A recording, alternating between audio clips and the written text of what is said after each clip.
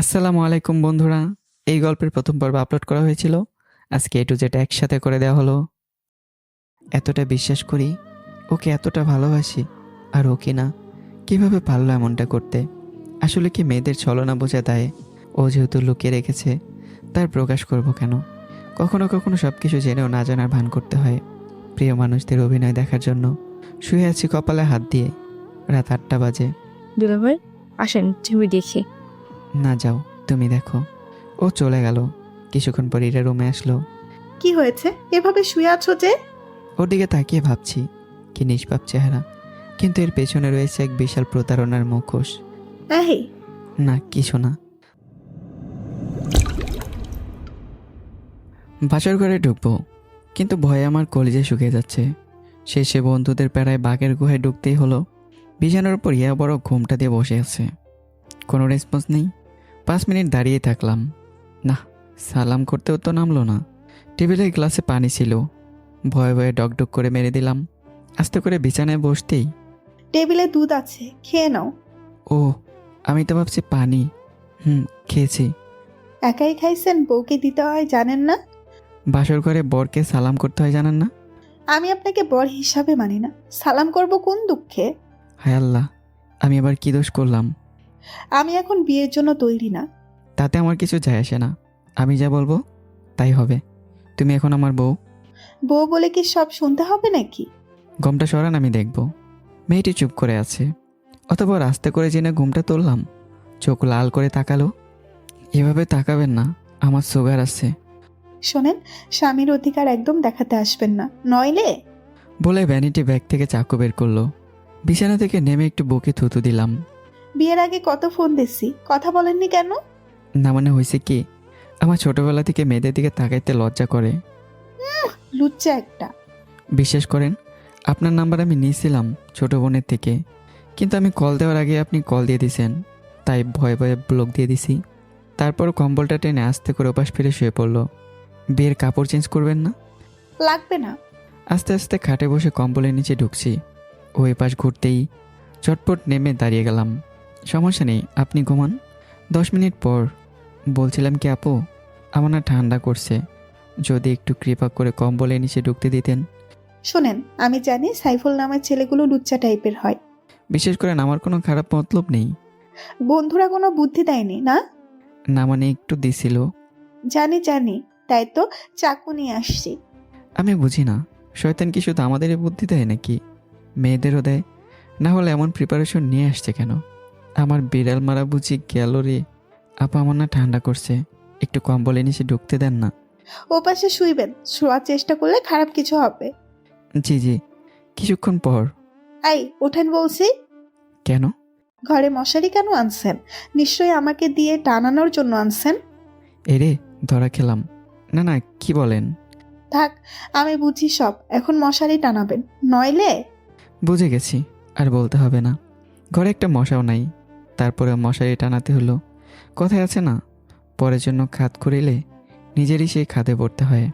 তারপর শুয়ে পড়লাম, কিন্তু বিছানার এপাশে আমি, আর ওপাশেও। মাঝখান দিয়ে হাওয়া ঢুকছে, কাছে যাওয়ারও সাহস পাই না। একটু কাছে যেতেই খবরদার, কাছে আসলে কিন্তু। ঠান্ডা লাগছে তো। লাগুক, কাছে আসবেন না। এভাবে কি আর ঘুমে ধরে? রাত 1টার উপরে বাজে, লাইট জ্বলছে। বন্ধুরা ভাবছে হয়তো আমি এতক্ষণে দেশ স্বাধীন করে ফেলছি, কিন্তু এখানে আমি নিজেই পরাধীন হয়ে আছি। কাচ্চন্নির মনে একটুও দয়া মায়া নেই। 8 ঘন্টা পরও ঘুমিয়ে গেছে। এই যে ইরাবতী, এই যে। গায়ে ধাক্কা দিলাম, না, ঘুমের দেশে চলে গেছে। কাছে গিয়ে একটু জড়িয়ে ধরলাম। আহ, কি উষ্ণতা! ওর পায়ের সাথে আমার পা লাগিয়ে রাখলাম। সব ঠান্ডা চলে গেল। কি নিষ্পাপ চেহারা, কত মায়াবী! কিন্তু ওর বান্ধবীরা ওর মনে ভয় ঢোকাই দিছে, তাইও এমন করলো। যাই হোক, আগে ওর ভয় ভাঙাতে হবে, তারপর না হয় অন্য কিছু। সকালে অনেক ঠান্ডা পড়ছে। ও আগেই ঘুম থেকে উঠলো। এই ছাড়েন বলছি, ছাড়েন। ঘুম ভেঙে গেল। কি হয়েছে? কাছে আসতে না করেছিলাম না? 3বার কবল বলে বিয়ে করছি, আমার বউ আমি ধরবো না তো কে ধরবে? দাঁড়ান, আপনার আব্বুর কাছে যদি বিচার না দিলাম আজকে। লে হালুয়া, মান সম্মান সব বুঝি নিলামে তুলছে। এরা গোসল করতে ওয়াশরুমে ঢুকলো, আর এদিকে আমার সুগার বাড়ছে। যান, গোসল করে নেন, খিদা লাগছে। না, এই ঠান্ডায় গোসল করা যাবে না। এরা চুপচাপ ওয়াশরুমে গিয়ে বালতি দিয়ে পানি আনলো। যাবেন না পানি ঢালবো? এই পাগলি, পানি দিলে বিছানার চাদর কম্বল সব ভিজবে তো। ভিজুক, দিলাম। মেরি আম্মা, যারা রুকো, যাইতেছি। জীবনটাই বেদনা। এই ঠান্ডায় গোসল করতে হইলো। বের হয়ে ঝটপট শীতের কাপড় পরে নিলাম। ভাবি, ভাবি, হুম, আম্মু নাস্তা খেতে ডাকছে, আসো। তুই যা, আসছি। এরা ঠোঁটে একটু লিপস্টিক ঘষাঘষি করে নিল। তারপর আমার দিকে তাকিয়ে বলল, নাস্তার টেবিলে কি যাবে না কলার ধরে নিয়ে যাব? যাচ্ছি। কেন যে সমবয়সী মেয়েকে বিয়ে করেছি। এরা আর আমি পাশাপাশি চেয়ারে বসলাম। পরোটার গোস্তের তরকারি নিয়ে ঝটপট খেতে লাগলাম। এখান থেকে যেতে পারলেই বাঁচি। খাওয়ার মাঝেই আঙ্কেল, আপনার ছেলে অনেক অসভ্য। আমি জোরে জোরে কাশি দিলাম। থাক বোন, আর কইস না। ও রাতে সিনেমার মতো আমার পায়ের সাথে ওর পা ঘষাঘষি করে। আমার ভালো লাগে না ওসব। নেক্সট টাইম যেন এমন না করে। আব্বু প্লেটে পানি দিয়ে উঠে গেল। আমার গলায় পরাটে আটকে দম বন্ধ হয়ে যাচ্ছিল। আম্মু, পানি। আব্বু কি মনে করছে কে জানে, কিন্তু সিনেমাতে তো শুধু এটাই দেখায়। কিন্তু আমি তো কি আর করার। এরা যা শুরু করছে, আমার তো মান সম্মান নাই। আর যাবেই কি। রুমে চলে আসলাম। এরাও আসলো। এটা কি হলো? কোনটা? বানিয়ে বানিয়ে যে বললেন। আপনি রাতে আমার শরীরে হাত দিছেন কেন? নিজের বউকেও কি শুতে পারবো না? আমি পারমিশন দিছি? বউয়ের কাছে পারমিশন নিতে হয়? অবশ্যই।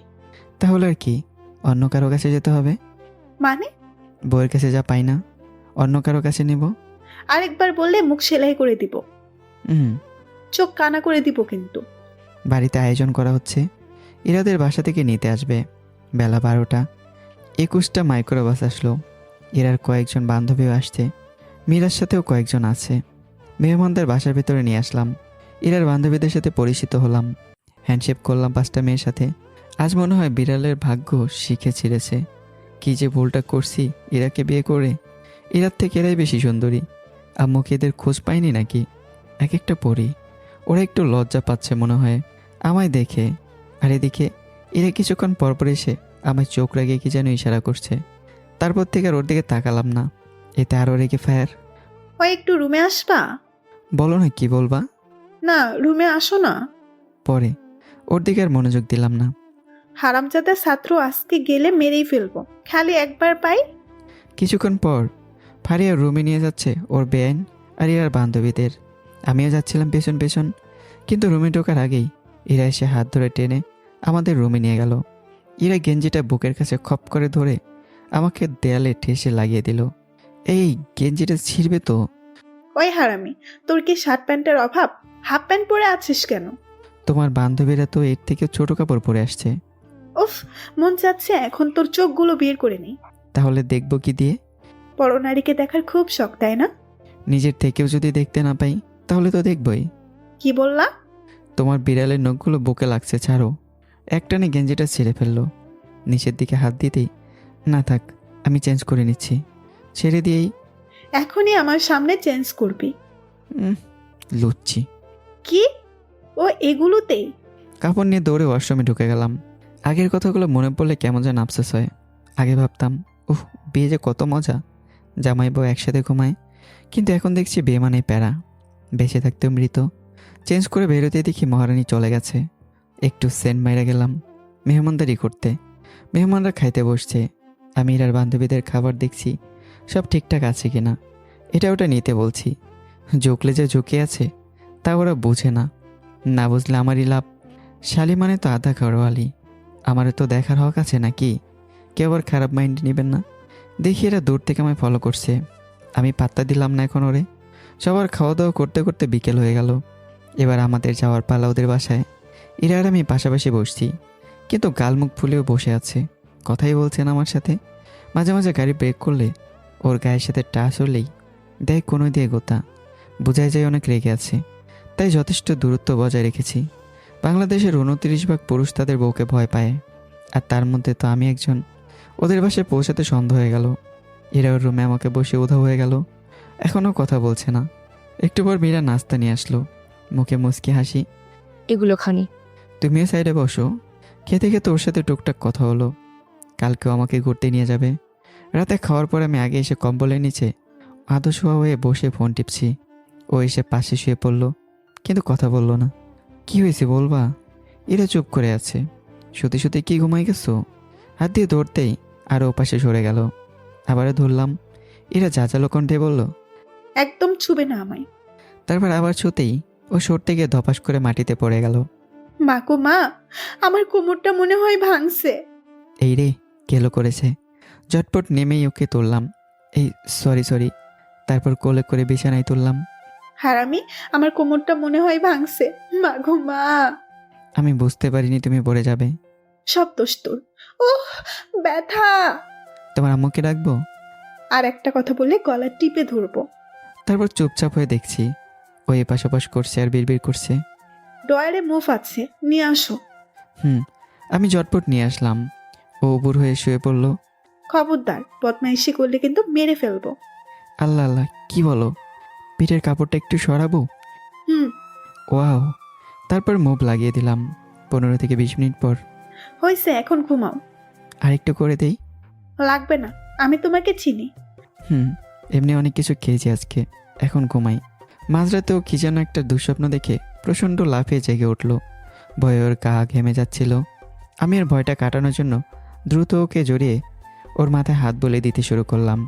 এরা এক ঝটকায় আমাকে ছাড়িয়ে নিয়ে বলল। তোমার খালি এসব মতলব।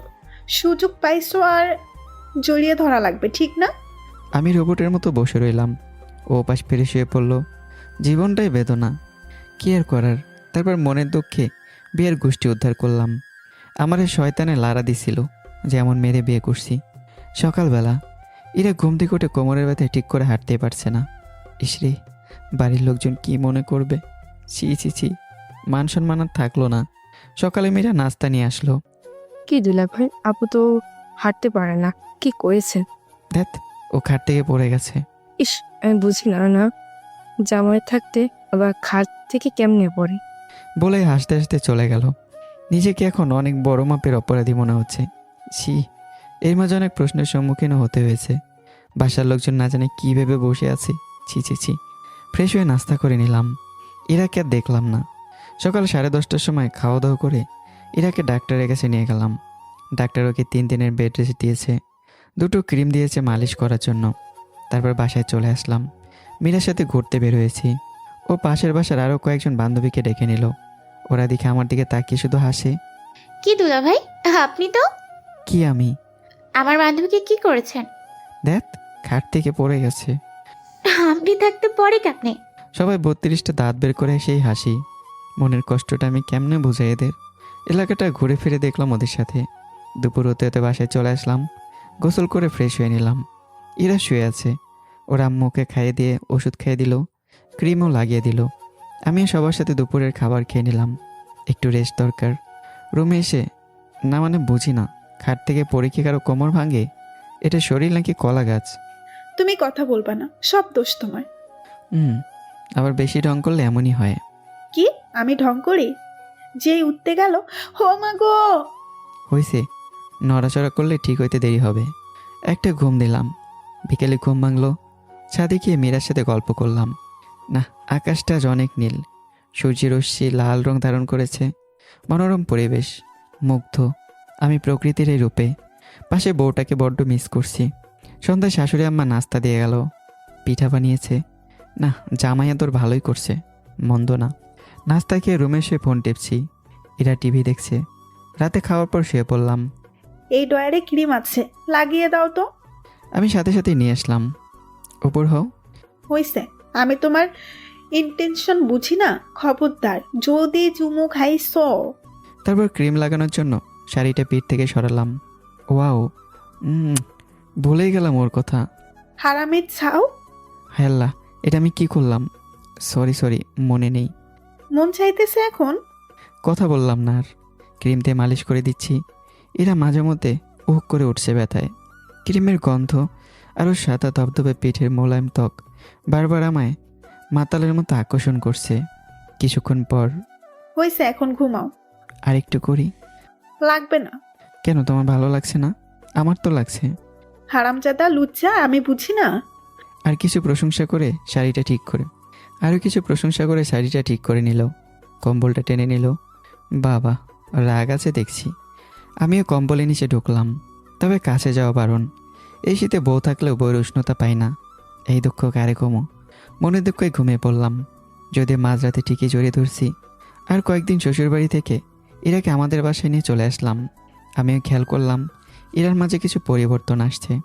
ও সকালে ঘুম থেকে উঠে ঘরদোর পরিষ্কার করে থালা বাসন মাজে, আমার আব্বু আম্মুর জন্য চা তৈরি করে নাস্তা করে। আমার এখনও সন্দেহ হয় যে মেয়েটা আমার সাথে এত ঢং করে অভিনয় করে অথচ বাসার সব কাজ খুব দক্ষতার সাথে করছে। আসলে কি ও ওদের বাসায় এত কাজ করতো? ওকে এত ভোরে ঘুম থেকে উঠতো? সকালে কি ওর ঘুমাতে মন চায় না? ও ওর বাবা মাকে ছেড়ে আসছে, ওর কি মন খারাপ হয় না? এই বিষয়গুলো আমায় ভাবিয়ে তোলে। নাকি ও স্বামী সংসারে নিজেকে খাপ খাইয়ে নিচ্ছে? ওর প্রতি আমার মায়া হচ্ছে, কিন্তু পাগলি তো আমার কাছেই যেতে দেয় না। ওর পাগলামিগুলো অনেক ভালোই লাগে। চাইলে হয়তো আমি জোর করে ওর উপর অধিকার খাটাতে পারি, কিন্তু আমার মন তা সায় দেয় না। ও যদি আমার সাথে আহ্লাদ করতে না পারে তো কার সাথে করবে? আমি যদি ওকে না বুঝি তো কে বুঝবে? একটা মেয়ে তো এটাই চায় যে তার স্বামী তাকে তার মতো করে বুঝুক। এর সাথে শারীরিক সম্পর্ক করার জন্য আমি কখনো জোর করিনি। ও যেদিন নিজে থেকে কাছে ডাকবে সেদিনই কাছে টানবো। কিছুদিন পর থেকে আব্বুর সাথে অফিসের কাজ শুরু করলাম। সেদিন একটু রাত করে বাসায় আসলাম। বন্ধুদের সাথে আড্ডা দিতে গিয়ে দেরি হয়ে গেছে। 10:30টার উপরে বাজে। আব্বু আম্মার ছোট বোন খেয়ে নিয়েছে, কিন্তু ও খায়নি। আমি আর বউ খাবার খাচ্ছিলাম। পাগলি হলেও ও রান্নার জোরই নেই। একবার খেলে জিভে সারাদিন লেপ্টে থাকে সে স্বাদ। ও যে শুধু ভালো রান্না করে শুধু তাই নয়, ও অপচয় খুব অপছন্দ করে। আজ মুরগির মাংস রান্না করেছে, খাচ্ছিলাম, বেশ চেটেপুটে খাচ্ছিলাম। হঠাৎ গলায় একটা কাঁটা বেঁধে গেল। কি আজব, এখনকার মুরগির গায়েও কাঁটা থাকে নাকি? অত কিছু নিয়ে গবেষণা করার এখন সময় নেই। এখন গলা থেকে কাঁটাটা বের করা দরকার। আমি প্রচণ্ড জোরে কাশি দিয়ে ট্রাই করলাম, বের হলো না। পানি খেয়েও ট্রাই করলাম, তবুও হলো না। বেশ অপরাধীর মতো আমার সামনে বসে আছে এরা। তোমার কি কাঁটাটা এখনো লাগছে নাকি পেটে ঢুকে গেছে? আমি চেষ্টা করে গেলাম, এখনও গলায় লাগছে। এরা হঠাৎ একটা বুদ্ধি পেল। ও এক মুঠো শুকনো ভাত নিয়ে শক্ত করে দলা পাকিয়ে আমার মুখে ঢুকিয়ে দিয়ে বলল, এটা গিলো, একদম সরাসরি গিলবে, চিবানো যাবে না। দাঁত দিয়ে নাচে বলে এতগুলো ভাত কিভাবে ঢুকবে? আমার নিঃশ্বাস আটকে যাচ্ছিল। অল্পের জন্য মনে হয় বেঁচে গেলাম। ভাত গলা দিয়ে নেমে এসেছে। ওদের আগ্রহে এরা আমার মুখের দিকে তাকিয়ে বসে আছে। কি নামলো কাঁটা? সাধারণত মানুষ সারাদিনে মুখের লালা গিলতে থাকে, অথচ তা বুঝতে পারে না। কিন্তু কাটা গলায় বাঁধলে প্রতিবার লালা গিলতে গেলে খোঁচা লাগে। কোনো এক আশ্চর্য কারণে মানুষ এমন সময় বারবার আরও বেশি লালা গিলতে থাকে। আমার গলায় এখনও বাজছে। এরা বের কোত্থেকে যেন একটা ছোটো সাইজের কলা এনে কলস ছাড়িয়ে কলাটা আমার মুখে পরিয়ে দিয়ে বলল, এটা গিলো, খবরদার, তাতে চিবুতে পারবে না। কলাটা নেহাত ছোট, কিন্তু এতটা ছোট না যে আমার গলা দিয়ে সরাসরি নেমে যাবে। আমি যতবার মুখ থেকে বের করে দিতে চাই, বউ ধমক দিয়ে তা আবার ঢুকিয়ে দেয়। নিজে মনে মনে ভাবতে থাকলাম গিলবো কি গিলবো না। এসব ভাবতে ভাবতেই ইরাবতীর দিকে তাকিয়ে গিলেই ফেললাম, তবুও কাজ হলো না। ইরাবতী সরিষার তেল নিয়ে এসে আমার হাতের তালুতে দিয়ে বলল, আঙুল দিয়ে এগুলো গলার ভেতরে লাগাও। আমি চোখ কপালে তুলে লালা গিলতে গিলতে বললাম, ভেতরে লাগাবো মানে কীভাবে? ও হয়তো প্ল্যান চেঞ্জ করেছে। একটা টর্চ নিয়ে এসে আমাকে হাঁ করতে বলল। আমি জিভ বের করে মস্ত একটা বড় হাঁ করলাম। এরা টর্চ দিয়ে বেশ অনেকক্ষণ মনোযোগ দিয়ে এদিক ওদিক দেখে তারপর যা বলল তার সাথে গলায় আটকে থাকা কাটার কোনো সম্পর্ক নেই। দেখেছ, মানুষের গলার ভেতরে একটা ছোট্ট জিভ আছে, ওটাও কত কিউট করে নড়ে। আমি ওটা বেসিনে গিয়ে নিজে আঙ্গুল দিয়ে কাঁটাটা বের করার ট্রাই করলাম, কাজ হলো না। উল্টো 3-4 দফা বমি হয়ে গেল। মনে হয় বের হয়েছে। এখন শান্তি লাগলো। রুমে চলে আসলাম। বিছানায় চিত হয়ে শুয়ে পড়লাম। শুয়ে বারবার লালা গেলে চেক করছি যে গলায় কিছু লাগে কি না, কিন্তু একটা জিনিস আমার মাথায় আসলো না। খেলাম মুরগির মাংস, কিন্তু কাটা আসলো কোত্থেকে? এরা প্লেট গ্লাস সব গুছিয়ে রুমে চলে আসলো। আমি চিত হয়ে শুয়ে থাকলাম। কাটাটা মনে হয় আবার লাগছে একটু একটু, আবার মনের ভ্রম হতে পারে। অনেক সময় কাটা ছুটে যাবার পরও গলায়টা লেগে আছে এমন অনুভূতি হয়। ওটা স্রেফ কাটার আঘাতের ক্ষত, আর কিছু নয়। আমি ইরাকে প্রশ্নটা আবার করলাম, আচ্ছা মাংসে কাটা আসলো কি করে? যেন কিছুই হয়নি এমন ভাব করে উত্তর দিল, গতকালকের 2-3 টুকরো মাছ দিল, ওগুলো মাংসের তরকারিতে দিয়ে দিয়েছি, ফেলে দিব নাকি? আমি জানি এরা অপচয় করে না, কিন্তু সেটা যেভাবে অপচয় রোধ করতে হয় তা তো আমি আগে জানতাম না। শুয়ে পড়লাম দুজনেই। এই একটু জড়িয়ে ধরি। না। কেন? বলছি না না। আমার পাগুলো ঠান্ডা হয়ে আছে, তোমারগুলোর সাথে লাগাই। তাহলে ঠান্ডা কম লাগবে। মোজা পরে আসো, আরেকবার ডাকলে খবর আছে কিন্তু। পারলাম না জোর করতে। কে জানি বলেছিল অপেক্ষার ফল মিষ্টি হয়। জানি না ফলটা কবে পাবো। ঘুমিয়ে পড়লাম। পরদিন সকাল আবার ঘুম থেকে উঠে সবাই চা দিল, নাস্তা বানালো। ফ্রেশ হয়ে নাস্তা করে অফিসে চলে আসলাম। দুপুরে খাওয়ার আগে ফোন দিয়ে একটু খোঁজখবর নিলাম ও খেয়েছে কিনা। হাজার হোক একটু যত্ন তো নিতেই হবে, কিন্তু ওর কণ্ঠটা একটু ভারী ভারী মনে হলো। সন্ধ্যার সময় আমি বাসায় যাব বলে চলে আসলাম। আব্বু অফিসে আছে। একটু আড্ডা দিতে গিয়ে 9টার বেশি বেজে গেছে। আব্বু 8টা হতে বাসায় পৌঁছে যায়। যান্ত্রিক ম্যান। বাসায় গিয়ে ফ্রেশ হয়ে খাওয়া দাওয়া করলাম সবার সাথে। আমি রুমে শুয়েছিলাম। এরা রুমে আসতে দেখলাম কেমন যেন ক্লান্ত মনে হচ্ছে ওকে। তোমার কি শরীর খারাপ? না, ও পাশে এসে শুয়ে পড়লো। কিছুক্ষণ পর এই ডয়ারে মুভ আছে, একটু লাগিয়ে দিবে, কোমরটা ব্যথা করছে। পিঠে হাত দিয়ে আমি তো রীতিমতো শখ খেলাম। শরীরের তাপমাত্রা অনেক বেশি, মনে হয় জ্বর আছে। আমি বুঝি না এ মেয়ে কি পাগল নাকি? জ্বর নিয়ে সারাদিন বাসার সব কাজ কেমনে করলো? এই তোমার তো অনেক জ্বর। হুম। ওষুধ আনবো? না, তাহলে আমাকে জড়িয়ে ধরে শুয়ে থাকো। আমার 440 ভোল্টে ঝাটকা লাগলো। ও কি নিজে থেকে বলছে নাকি জ্বরের ঘরে বলছে? জড়িয়ে তুললে তো আমি নিজেকে সামলাতে পারবো না। আজকেই সুযোগ ওর কাছে যাওয়ার। মেয়েরা হচ্ছে লাউয়ের ডগার মতো লকলকে, লজ্জাবতী গাছের মতো। তবে একবার পুরুষের সংস্পর্শে আসলেই তাদের লজ্জা একদম ভেঙে যায়। আমি ওকে জড়িয়ে ধরলাম। ওর শ্যাম্পুর ঘ্রাণ। আমি ওকে জড়িয়ে ধরলাম। ওর চুলের শ্যাম্পুর ঘ্রাণ আমায় মাতাল করে তুলছে। ঘাড়ের চুলগুলো ছড়িয়ে যেই চুমু খেলাম, আমার নিঃশ্বাস ওর ঘাড়ে পড়তেই ওর শরীর কেঁপে উঠল। শরীরের সমস্ত ভর ছেড়ে দিছে। আর একটু জোরেই জড়িয়ে ধরল। তারপর ঘটে গেল একটা মারাত্মক ঘটনা। সকাল 6টা। এরা তো উঠে রীতিমতো অবাক। শরীরে কাপড় নেই। দুজন নরনারী কম্বলের নিচে এক হয়ে আছি। এই ছাড়ো, উম, অসভ্য ছাড়ো বলছি, রান্না করতে হবে। আর একটু থাকো। এবার চিমটি দিতে লাগলো। তারপর ছেড়ে দিলাম। খবরদার এদিকে তাকাবে না, চোখ বন্ধ করো। কেন? তাকালে কি হবে? না, আমার লজ্জা করে। আমি আবারও ঘুমিয়ে পড়লাম। ও গোসল করে কিচেনে গেল সকালে নাস্তা বানাতে। আব্বু আম্মুর চা দিল। ছোট বোনকেও ডেকে দিল। ফারিয়া, এই ফারিয়া, দরজা খোলো। উফ ভাবি, পরে আসো। উঠে পড়তে বসো, চা আনছি, খাবে। তুমি যাও, খাবো না। তুই উঠে দরজা খোল। উফ। ছোট বোন মনে মনে গালি দিল ওর ভাবিকে এত সকালে ডেকে দেওয়ার কারণে। দরজা খোলার পর এরা রুমে চায়ের বিস্কুট রেখে গেল। মুখ ধুয়ে এগুলো খেয়ে পড়তে বসো। ওর ভাবি যেতেও দরজাটা ভিড়িয়ে দিয়ে আবারও কম্বলের নিচে ঢুকে গেল। এরা সবাইকে ডেকে দিয়ে নাস্তা তৈরি করছে। আগে আম্মু তৈরি করতো, কিন্তু এরা আসার পর থেকে আম্মুকে কিচেনে ঢুকতে দেয় না। অল্প দিনে সবার মন জয় করে ফেলেছে ও। নাস্তা বানাতে বানাতে 8টা বেজে গেছে। নাস্তা টেবিলে সাজিয়ে আমায় ডেকে দিল। এই যে স্যার, আর কত ঘুমাবেন? অফিস যাবেন না? একটু কাছে আসো। ইস, তাহলে উঠবো না। পানি আনবো নাকি? একটু রোমান্টিক হতে পারো না? হয়েছে, এখন গোসল করে খেতে আসো। এই একটা দিয়ে যাও। এই যা বাবা, চলে গেল। দেখ পোড়া কপাল। এরা আবারও ফারিয়া রুমে ঢুকে দেখে ও আবার নাকে মুখে কম্বল দিয়ে ঘুমিয়ে আছে। দেখছো মেয়ের কাজ কারবার। গিয়ে একটানে কম্বল টেনে সরিয়ে ফেললো। ফারিয়া মোড়ামুড়ি দিয়ে চোখ মিলেই সেই লেভেলের হাসি। এগুলো খাসনি কেন? এখন খাবো। উফ। এরা চোখ লাল করে চায়ের কাপটা নিয়ে গেল, বিস্কুটগুলো রেখে গেল, আর মনে মনে বিড়বিড় করতে করতে বলল, বিয়ের পর বুঝবি সংসার কি। এত আহ্লাদ দেখবো কই রাখো, আমার কি। এরা আবার কিচেনে গেল। এদিকে আব্বু বেলকনিতে বসে পেপার পড়ছিল। আম্মু এরার সাথে কিচেনে গেল। আজ কি রান্না করবে। এদিকে আমি গোসল করে রেডি হলাম, অফিসে যাব। আব্বুও রেডি হয়ে নিল। সবাই নাস্তার টেবিলে নাস্তা খেতে বসলাম। ফারিয়া মুখ ধুয়ে চলে আসলো। এই পাগলির ঘরে পাগলি, চুল এমন কেন? মন চায় আগুন লাগিয়ে দিই। আম্মু, ক্ষুধা লাগছে, খাইয়ে দাও না। ঢঙ্গি। আম্মু ফারিয়ার পাশে বসলো, বসে তাকে খাইয়ে দিতে লাগলো। ভাবির সকাল হতে না হতেই ফোনটা হাতে নিয়ে নিছিস, পড়তে বসেছিস? আম্মু, পরীক্ষা হবে না তো? পরীক্ষা হবে না বলে কি পড়তে হবে না? মূর্খ থাকবে। বৌমা তো ঠিকই বলেছে, পরীক্ষা না হলে কি পড়তে হবে না? তোমার বৌমা কি করছে অনার্স কমপ্লিট করে?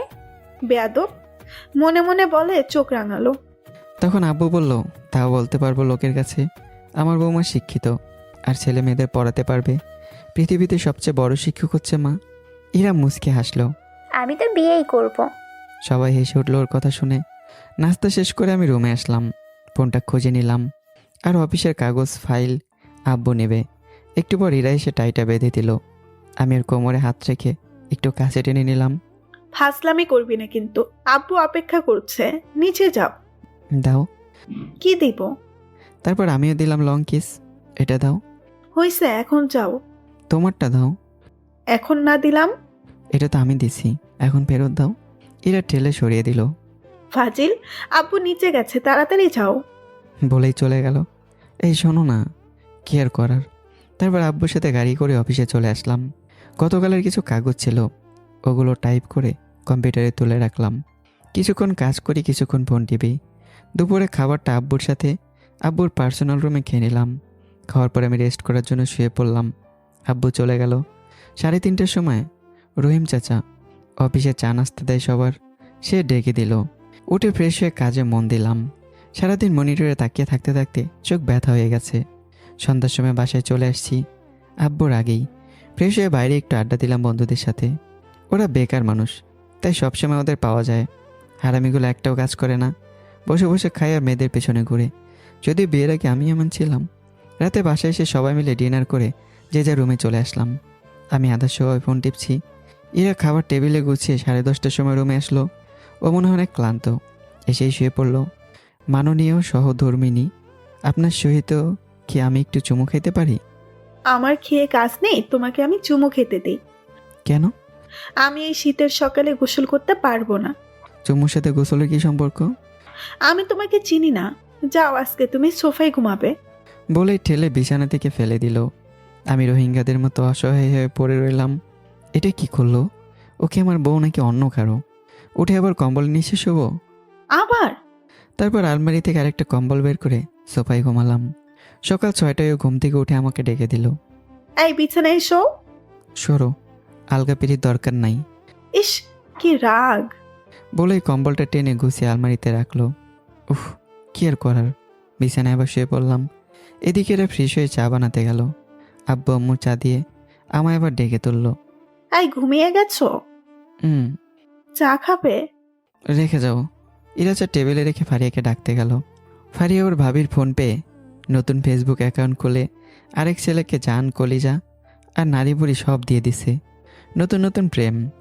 রাত 4টা পর্যন্ত চ্যাটিং করে ভোররাতে ঘুমাইছে। বাচ্চা মেয়ে, উঠতি বয়স, তার উপর পাইছে ফোন। নেই পড়ার চাপ, বুঝতেই পারছেন। উফ ভাবি, এখন যাও। তুই দরজা খোল, নাস্তা খেয়ে পড়তে বস। আমি খাবো না, তুমি যাও। আচ্ছা, খেয়ে আবার ঘুমা। আমি খাবো না, তুমি যাও। এরাও নাছর বান্দা, ও যাবে না। তুই দরজা খুলবি নাকি চাবি নিয়ে আসবো? তখন কিন্তু গায়ে পানি ঢেলে দিব। উফ। তারপর দরজার লক খুলে দিতেই ওর ভাবি ঘরে ঢুকলো আর চা বিস্কুট রাখলো দুটো ওর পড়ার টেবিলে। হঠাৎ ওর চোখের দিকে তাকাতেই, এই তোর চোখ এমন লাল হইছে কেন? এমনি। বলে আবার বিছানায় শুতে যাবে। এরা হাতটা ধরে ফেললো আর একটু রাগারাগি করলো। বললো হাত মুখ দিয়ে খেয়ে তারপর কি করবি কর।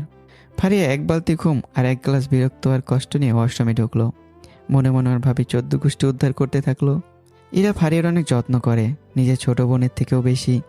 এরা সবার চা দিয়ে কিচেনে এসে 1 কাপ চায়ে একটা বিস্কুট ভিজিয়ে 1 কামড় খাচ্ছে, আবার এটা ওটা করছে। কাজের ফাঁকি এরাও খেয়ে নিল। 8টা বাজতে বাজতে নাস্তা রেডি করে ফেলেছে। আব্বু এতক্ষণে উঠে রোদে বসে পেপার পড়ছে। আম্মু উঠে ফ্রেশ হয়ে এরার সাথে নাস্তার টেবিলে একটু সাহায্য করছে। এরা রুমে এসেই, এই যে স্যার, হইছে, অনেক ঘুমাইছেন, এখন ওঠেন। তুমি দূরে যাও। কেন? এমনি। এখন কি উঠবে নাকি আঙুল বাঁকা করতে হবে? যাও তো। বলে এপাশ ফিরে শুয়ে রইলাম। এরা এসে বিছানার ওপাশ থেকে কম্বলের উপর দিয়ে শুয়ে ঠোঁটে ঠোঁট মিলিয়ে দিল। এবার উঠো। আমার হাত কম্বলের নিচ থেকে বের করার আগেই ও উঠে গেল হাসতে হাসতে। আরেকবার দাও। আমি কি এত বোকা যে আবার যাব? উঠবা নাকি পানি আনবো? আমি লাফ দিয়ে উঠতে রুম থেকে বের হয়ে গেল। দেখ, আমার বউটা এত আনরোমান্টিক না, কি আর বলবো।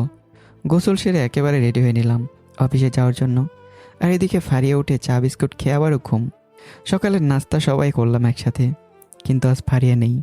বৌমা, ফারিয়া কই? আম্মু, ও ঘুমাচ্ছে। ও খাবে না? ডাকো ওকে। আব্বুকে নাস্তা দিছি, ও খেয়ে আবার ঘুমাইছে। আমি ইরার দিকে তাকিয়ে আছি। ও সব দিকে এত নিখুঁতভাবে কি করে সামাল দেয়। সত্যিই নারী, তোমাদের তুলনা হয় না। বিয়ের আগে বাবা রাজকন্যা থাকো, 10টার পরে ঘুম থেকে উঠতে, আর বিয়ের পর সবার আগে ওঠে, সবার ঘুম ভাঙাও, রোবটের মতো প্রতিদিন কাজ করে যাও। সত্যি এমন লক্ষ্মী বউ পাওয়া ভাগ্যের ব্যাপার। যদিও তুমি একটু আনরোমান্টিক। নাস্তা সেরে আব্বুর সাথে অফিসে চলে আসলাম। আজকে প্রোডাক্ট সেল বেশি, কাজের চাপও অনেক। বেলা 11:30। ফারিয়া, এই ফারিয়া, উঠবি না? ফারিয়া চোখ খুলেই দিল হাসি। কয়টা বাজে? খেতে হবে না, শুধু ঘুমালে হবে? মেন্টাল একটা। তুমি যাও, উঠছি। এরা ওকে কয়েকটা বকা দিল। ফারিয়া এসব কানে না তুলে বিছানার পাশে ফোনটা খুঁজে নিল। দেখে মেসেজ বক্সে গুড মর্নিং উঠে আছে। রিপ্লাই করলো। বাবু, গুড মর্নিং। কি করো? মাত্র উঠলাম। তুমি? এত দেরি? তোমার আম্মু বকে না? খাইছো? ভাবির বকা খাচ্ছি। আচ্ছা বাবু, পরে কথা বলবো। আচ্ছা, খেয়ে নক করো। উম্মা, বাই। বাই। এরা বিয়ের পর থেকে ফোন তেমন একটা চালাই না। রান্না বান্না করে টুকটাক কাজ করতে সময় চলে যায়। সন্ধ্যা একটু টিভি দেখে। আম্মু, ও আম্মু, ভাত দাও, ক্ষুধা লাগছে। সকালে খাবার, দুপুরের খাবি, এভাবে কি দিনকাল যাবে? বুঝবি বিয়ের পর। বলেই ভাতি নিয়ে আসলো। কেন, বিয়ের পর কি ঘুমানো যায় না? তরকারির বাটিটা কিচেন থেকে নিয়ে আসলো। তোর ভাবির দিকে দেখ, কেমন লক্ষ্মী মেয়ে। ভাবি তো কাজের মেয়ে। এরা চোখ রাঙালো ওর দিকে। আমার আব্বুর আর ভাইয়ের কোন দিক থেকে কম আছে? দরকার হয় ঘর জামাই রাখবো। তোর বুদ্ধি কবে হবে আল্লাহই জানে, তোর কপালে কি আছে। এরা ফারিয়ার প্লেটে 3-4 টুকরো গোস্ত দিয়ে আবারও রান্নাঘরে চলে যায়। এদিকে অফিসে কাজের চাপ এত বেশি ছিল, দুপুরের খাবার 4টার সময় খেয়েছি। আজকে বাসায় আসতে আসতে 9টা বেজে গেছে। শরীর অনেক ক্লান্ত, মনে হয় শরীরের নাট বল্টু সব ঢিলে হয়ে গেছে, খুলে যাবে। এসে ফ্রেশ হয়ে খেয়ে বিছানায় শুয়ে পড়লাম। এদিকে এরা সাজুগুজু করে টোটে লিপস্টিক দিয়ে নীল শাড়ি পরে হাতে কাচের চুড়ি পরে আছে। একটু পর বুকের বাঁ পাশে হার্টের কাছে মাথা রেখে পিট করে তাকিয়ে বলল, এই শোনো না। রিস্ক নিলাম না, প্লিজ। আজকে আমি দাঁড়াতেও পারবো না, বিরক্ত করো না। তুমি আমাকে একটুও ভালোবাসো না, আর একদিন শুধু ছুঁয়ে দেখো, তোমার খবর আছে। ঘুমাও, বেশি করে ঘুমাও। এই এত কষ্ট করে সাজলাম, একটু দেখো। এদিকে তাকাও না একটু। উফ। আচ্ছা ঘুমাও, আর কোনো দিন সাজবো না। বলে ওপাশ ফিরে একটু দূরত্ব রেখে শুয়ে পড়ল। কাঁদছে মনে হয়, কিন্তু আমার অনেক ক্লান্ত লাগছে, তাই ঘুমিয়ে গেলাম। সকালবেলা এই জানাও, এখানে রাখলাম। ও হালকা আমাকে ঝাঁকে দিল। ও রাতের চুলগুলো ঝনঝন করছে। খপ করে ওর হাতটা ধরে নিলাম। ছাড়ো বলছি, ছাড়ো। আরে মারছো কেন? বলছি না আমাকে টাচ করবে না তুমি। করলে? বলতে দেরি, নাকে মুখে হাত চালিয়ে দিল। বাবা গো, ছেড়ে দিলাম। আরে লাগবে তো। লাগুক, ধরবে কেন? তারপর ও চলে গেল। বুঝেছি অনেক রেগে আছে। তখনই মনে পড়লো রাতের কথা। ইস, ভুল করে ফেলছি, একটু দেখার দরকার ছিল। চাটা হাতে নিয়ে বেলকনিতে দাঁড়িয়ে সূর্য ওঠার দৃশ্য দেখছি। সকালের রোদ সত্যি অনেক মজার। হঠাৎ তখনই চোখ পড়ল বাসার উত্তর দিকে আম গাছটার উপরে 2টো শালিক পাখি বসে আছে। একটা পাখি ঠোঁট দিয়ে আরেকটা পাখির পশমগুলো এলোমেলো করে দিচ্ছে। ওই পাখিটাও ঘাড় নাড়িয়ে এটাকে আরও উৎসাহ দিচ্ছে। পাখি দুটো মনে হয় রোমান্স করছে। প্রকৃতির এই দৃশ্য দেখে আমার শরীর শিহরিত হয়ে উঠল। এরা চায়ের কাপটা নিয়ে এসে রুমে না দেখে ব্যালকনিতে আসলো। চা শেষ হলে কাপটা দাও। এই দেখো ওদিক। লাগবে না। আরে দেখো না একটু। কই? ওই গাছে। দেখ, অসভ্য। বলে হাসি দিয়ে চলে গেল। ওর হাসি দেখলে আমার মনে অনেক তৃপ্তি আসে। রুমে এসে গোসলটা সেরে রেডি হয়ে নিলাম। ভাবছি আজকে ওকে সাজতে বলবো, কিন্তু মনে হয় না ও সাজবে। কারণ মেয়েরা অনেক কঠিন বিষয় সহজে মেনে নিলেও কখনো কোনো সহজ বিষয়ে সহজে মেনে নিতে পারে না। আর এরা তো তার জলজান্ত প্রমাণ। সবাই একসাথে নাস্তা সেরে নিলাম, কিন্তু আজও ফারিয়ে নেই, ঘুমাচ্ছে মনে হয়। রুমে আসলাম, কিন্তু লক্ষ্মী বউটা আজ আর টাইবার তেল না। অপেক্ষা করছি ওর জন্য, কিন্তু আসলোই না। 9টা বাজতে চলেছে, তাই নিজে পড়ে নিলাম। ঘড়িটা পড়তে দেখেও দরজায় দাঁড়িয়ে আছে। এটা কি হলো? এখন থেকে 1 মাস এটাই হবে। কেন? শাস্তি। আমার অপরাধ? জানি না। আচ্ছা আজকে একটু সাজবে প্লিজ। বয়েই গেছে আমার। প্লিজ। সময় পার হয়ে যাচ্ছে, জলদি দাও। ইরা দিবে না? তুমি কি যাবা নাকি কিচেন থেকে বেলুন নিয়ে আসবো? না থাক। তারপর অফিসে চলে আসলাম আব্বুর সাথে। আব্বু আস্তে আস্তে অফিসের সব কাজ আমাকে শিখিয়ে দিচ্ছে, কিভাবে কি করতে হবে। আমি বুঝে গেছি আব্বুর ভার মুক্ত হতে চায়। আজকে বিকেলেই চলে আসলাম। মার্কেট থেকে একটা নীল শাড়ি, কিছু রেশমি চুড়ি আর একটা গোলাপ নিলাম। কারণ মেয়েদের রাগ ভাঙানোর এসের ভালো কোনো মাধ্যমই নেই। আর মেয়েরা বেশিরভাগ রাগ করেই প্রিয় মানুষের কাছ থেকে উপহার পাওয়ার জন্য। তারা চায় প্রিয় মানুষটি তাদের সারপ্রাইজ দিক, তাদের অভিমানটা বুঝুক, রাগ ভাঙাক। সন্ধ্যা হতে হতে বাসায় চলে আসলাম। কলিং বেল বাজাতেই ফারিয়া দরজা খুলল। এগুলো কি? চুড়ি কার? ফুল কার জন্য? সর। শয়তান, বিয়ে করে বোনের কথা ভুলে গেছে, আমার জন্য কিছু আনে না। আম্মু, আম্মু। ওর কথায় কান্না দিয়ে আমি রুমে চলে আসলাম। তবে ওর জন্য কিছু আনার দরকার ছিল, কিন্তু মনে নেই। ওগুলো বিছানায় রেখে ফ্রেশ হতে ওয়াশরুমে ঢুকলাম। বের হয়ে ঝাটকা লাগলো, এরা সারপ্রাইজ দেখে ফেলেছে। শাড়ি আলমারিতে ঢোকাচ্ছে, ফুল হাতে। তোমার জন্য এনেছিলাম, ভেবেছিলাম সারপ্রাইজ দেব, কিন্তু তার হলো কই। হুম। এরা কথা বলল না। চুড়িগুলো ড্রেসিং টেবিলে রেখে মুখ বাঁকিয়ে ফুলটা হাতে করে চলে গেল।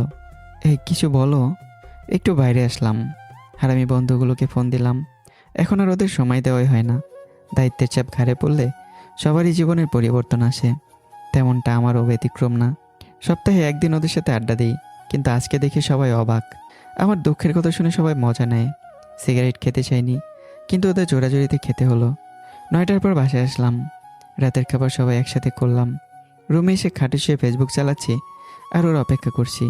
কিছুক্ষণ পর রুমে এসে কতগুলো গুঁড়ি দিয়ে পেস্ট বানিয়ে মুখে মাখছে। আপাতত বেশ কিছুক্ষণ এভাবেই থাকবে। এই শোনো না। ও আপাতত কথাই বলবে না। পেস্ট অনেকটা শুকিয়ে গেছে, এখন কথা বললে পেস্ট ফেটে যায়, তাতে নাকি মুখে সমস্যা হয়। ফোন রেখে আমি একটা বেশ পুরনো বই নিয়ে শুয়ে শুয়ে পড়তে লাগলাম। বইটার সবচেয়ে মজার বৈশিষ্ট্য হচ্ছে এর মলাটসহ প্রথমের 16 পৃষ্ঠা কোথায় যেন গায়েব হয়ে গেছে। আর আশ্চর্যজনকভাবে এর কোথাও বইয়ের নাম বা লেখকের নাম নেই।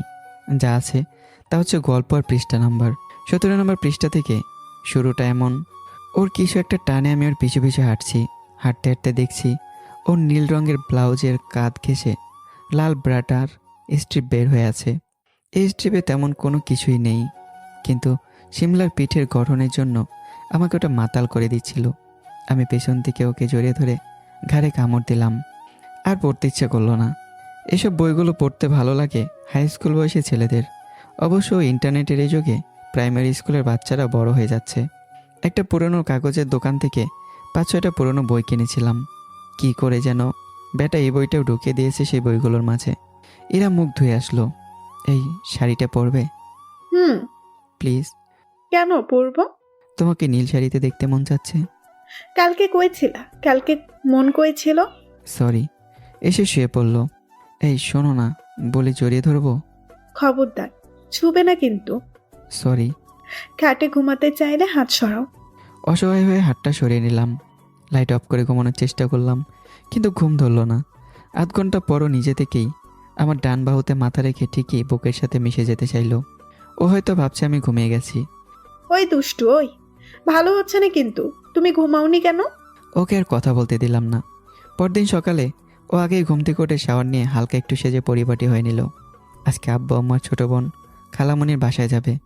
আমার ভয় করে, কারণ আম্মু আব্বু না থাকলে এরা আমাকে রান্না করতে পাঠাতে পারে। যাই হোক, আজকে সব কিছু স্বাভাবিক। নাস্তা সেরে টিফিন নিয়ে অফিসে চলে আসলাম। অফিসের কাজ সব আমার আয়ত্তে চলে আসছে, তাই আব্বু রিল্যাক্স মোডে আছে।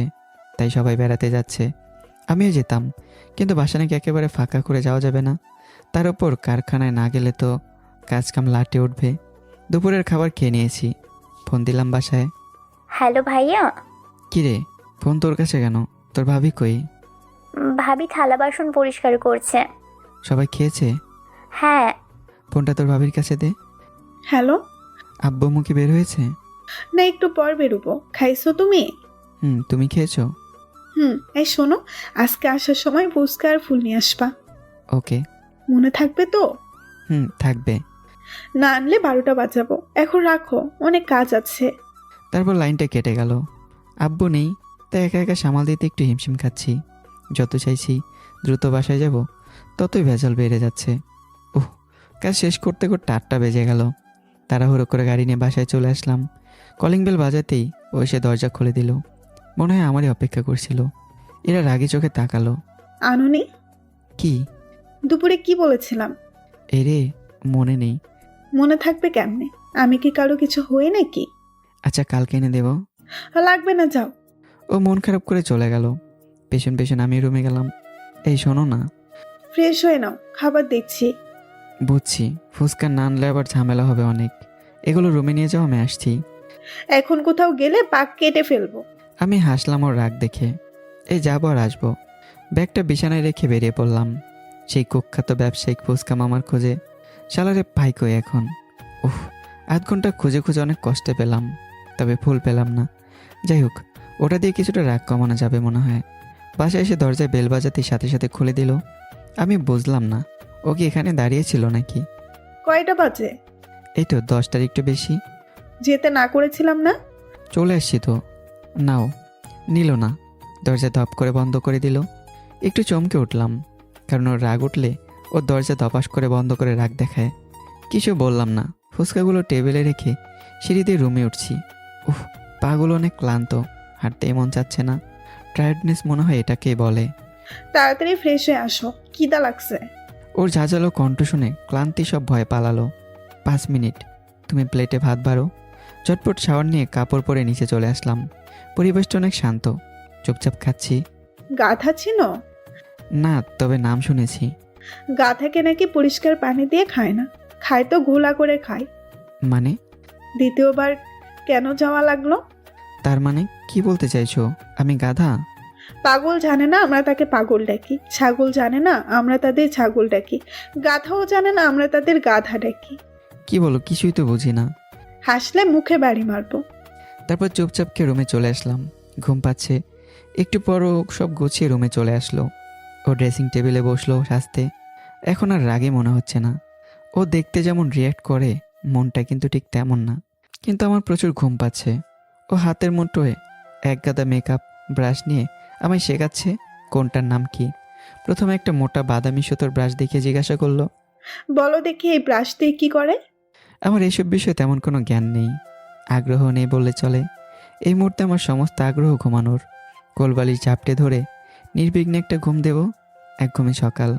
কিন্তু এই মুহূর্তে ঘুমানো যাচ্ছে না। মেকআপ করার ব্রাশের নাম শিখতে হচ্ছে।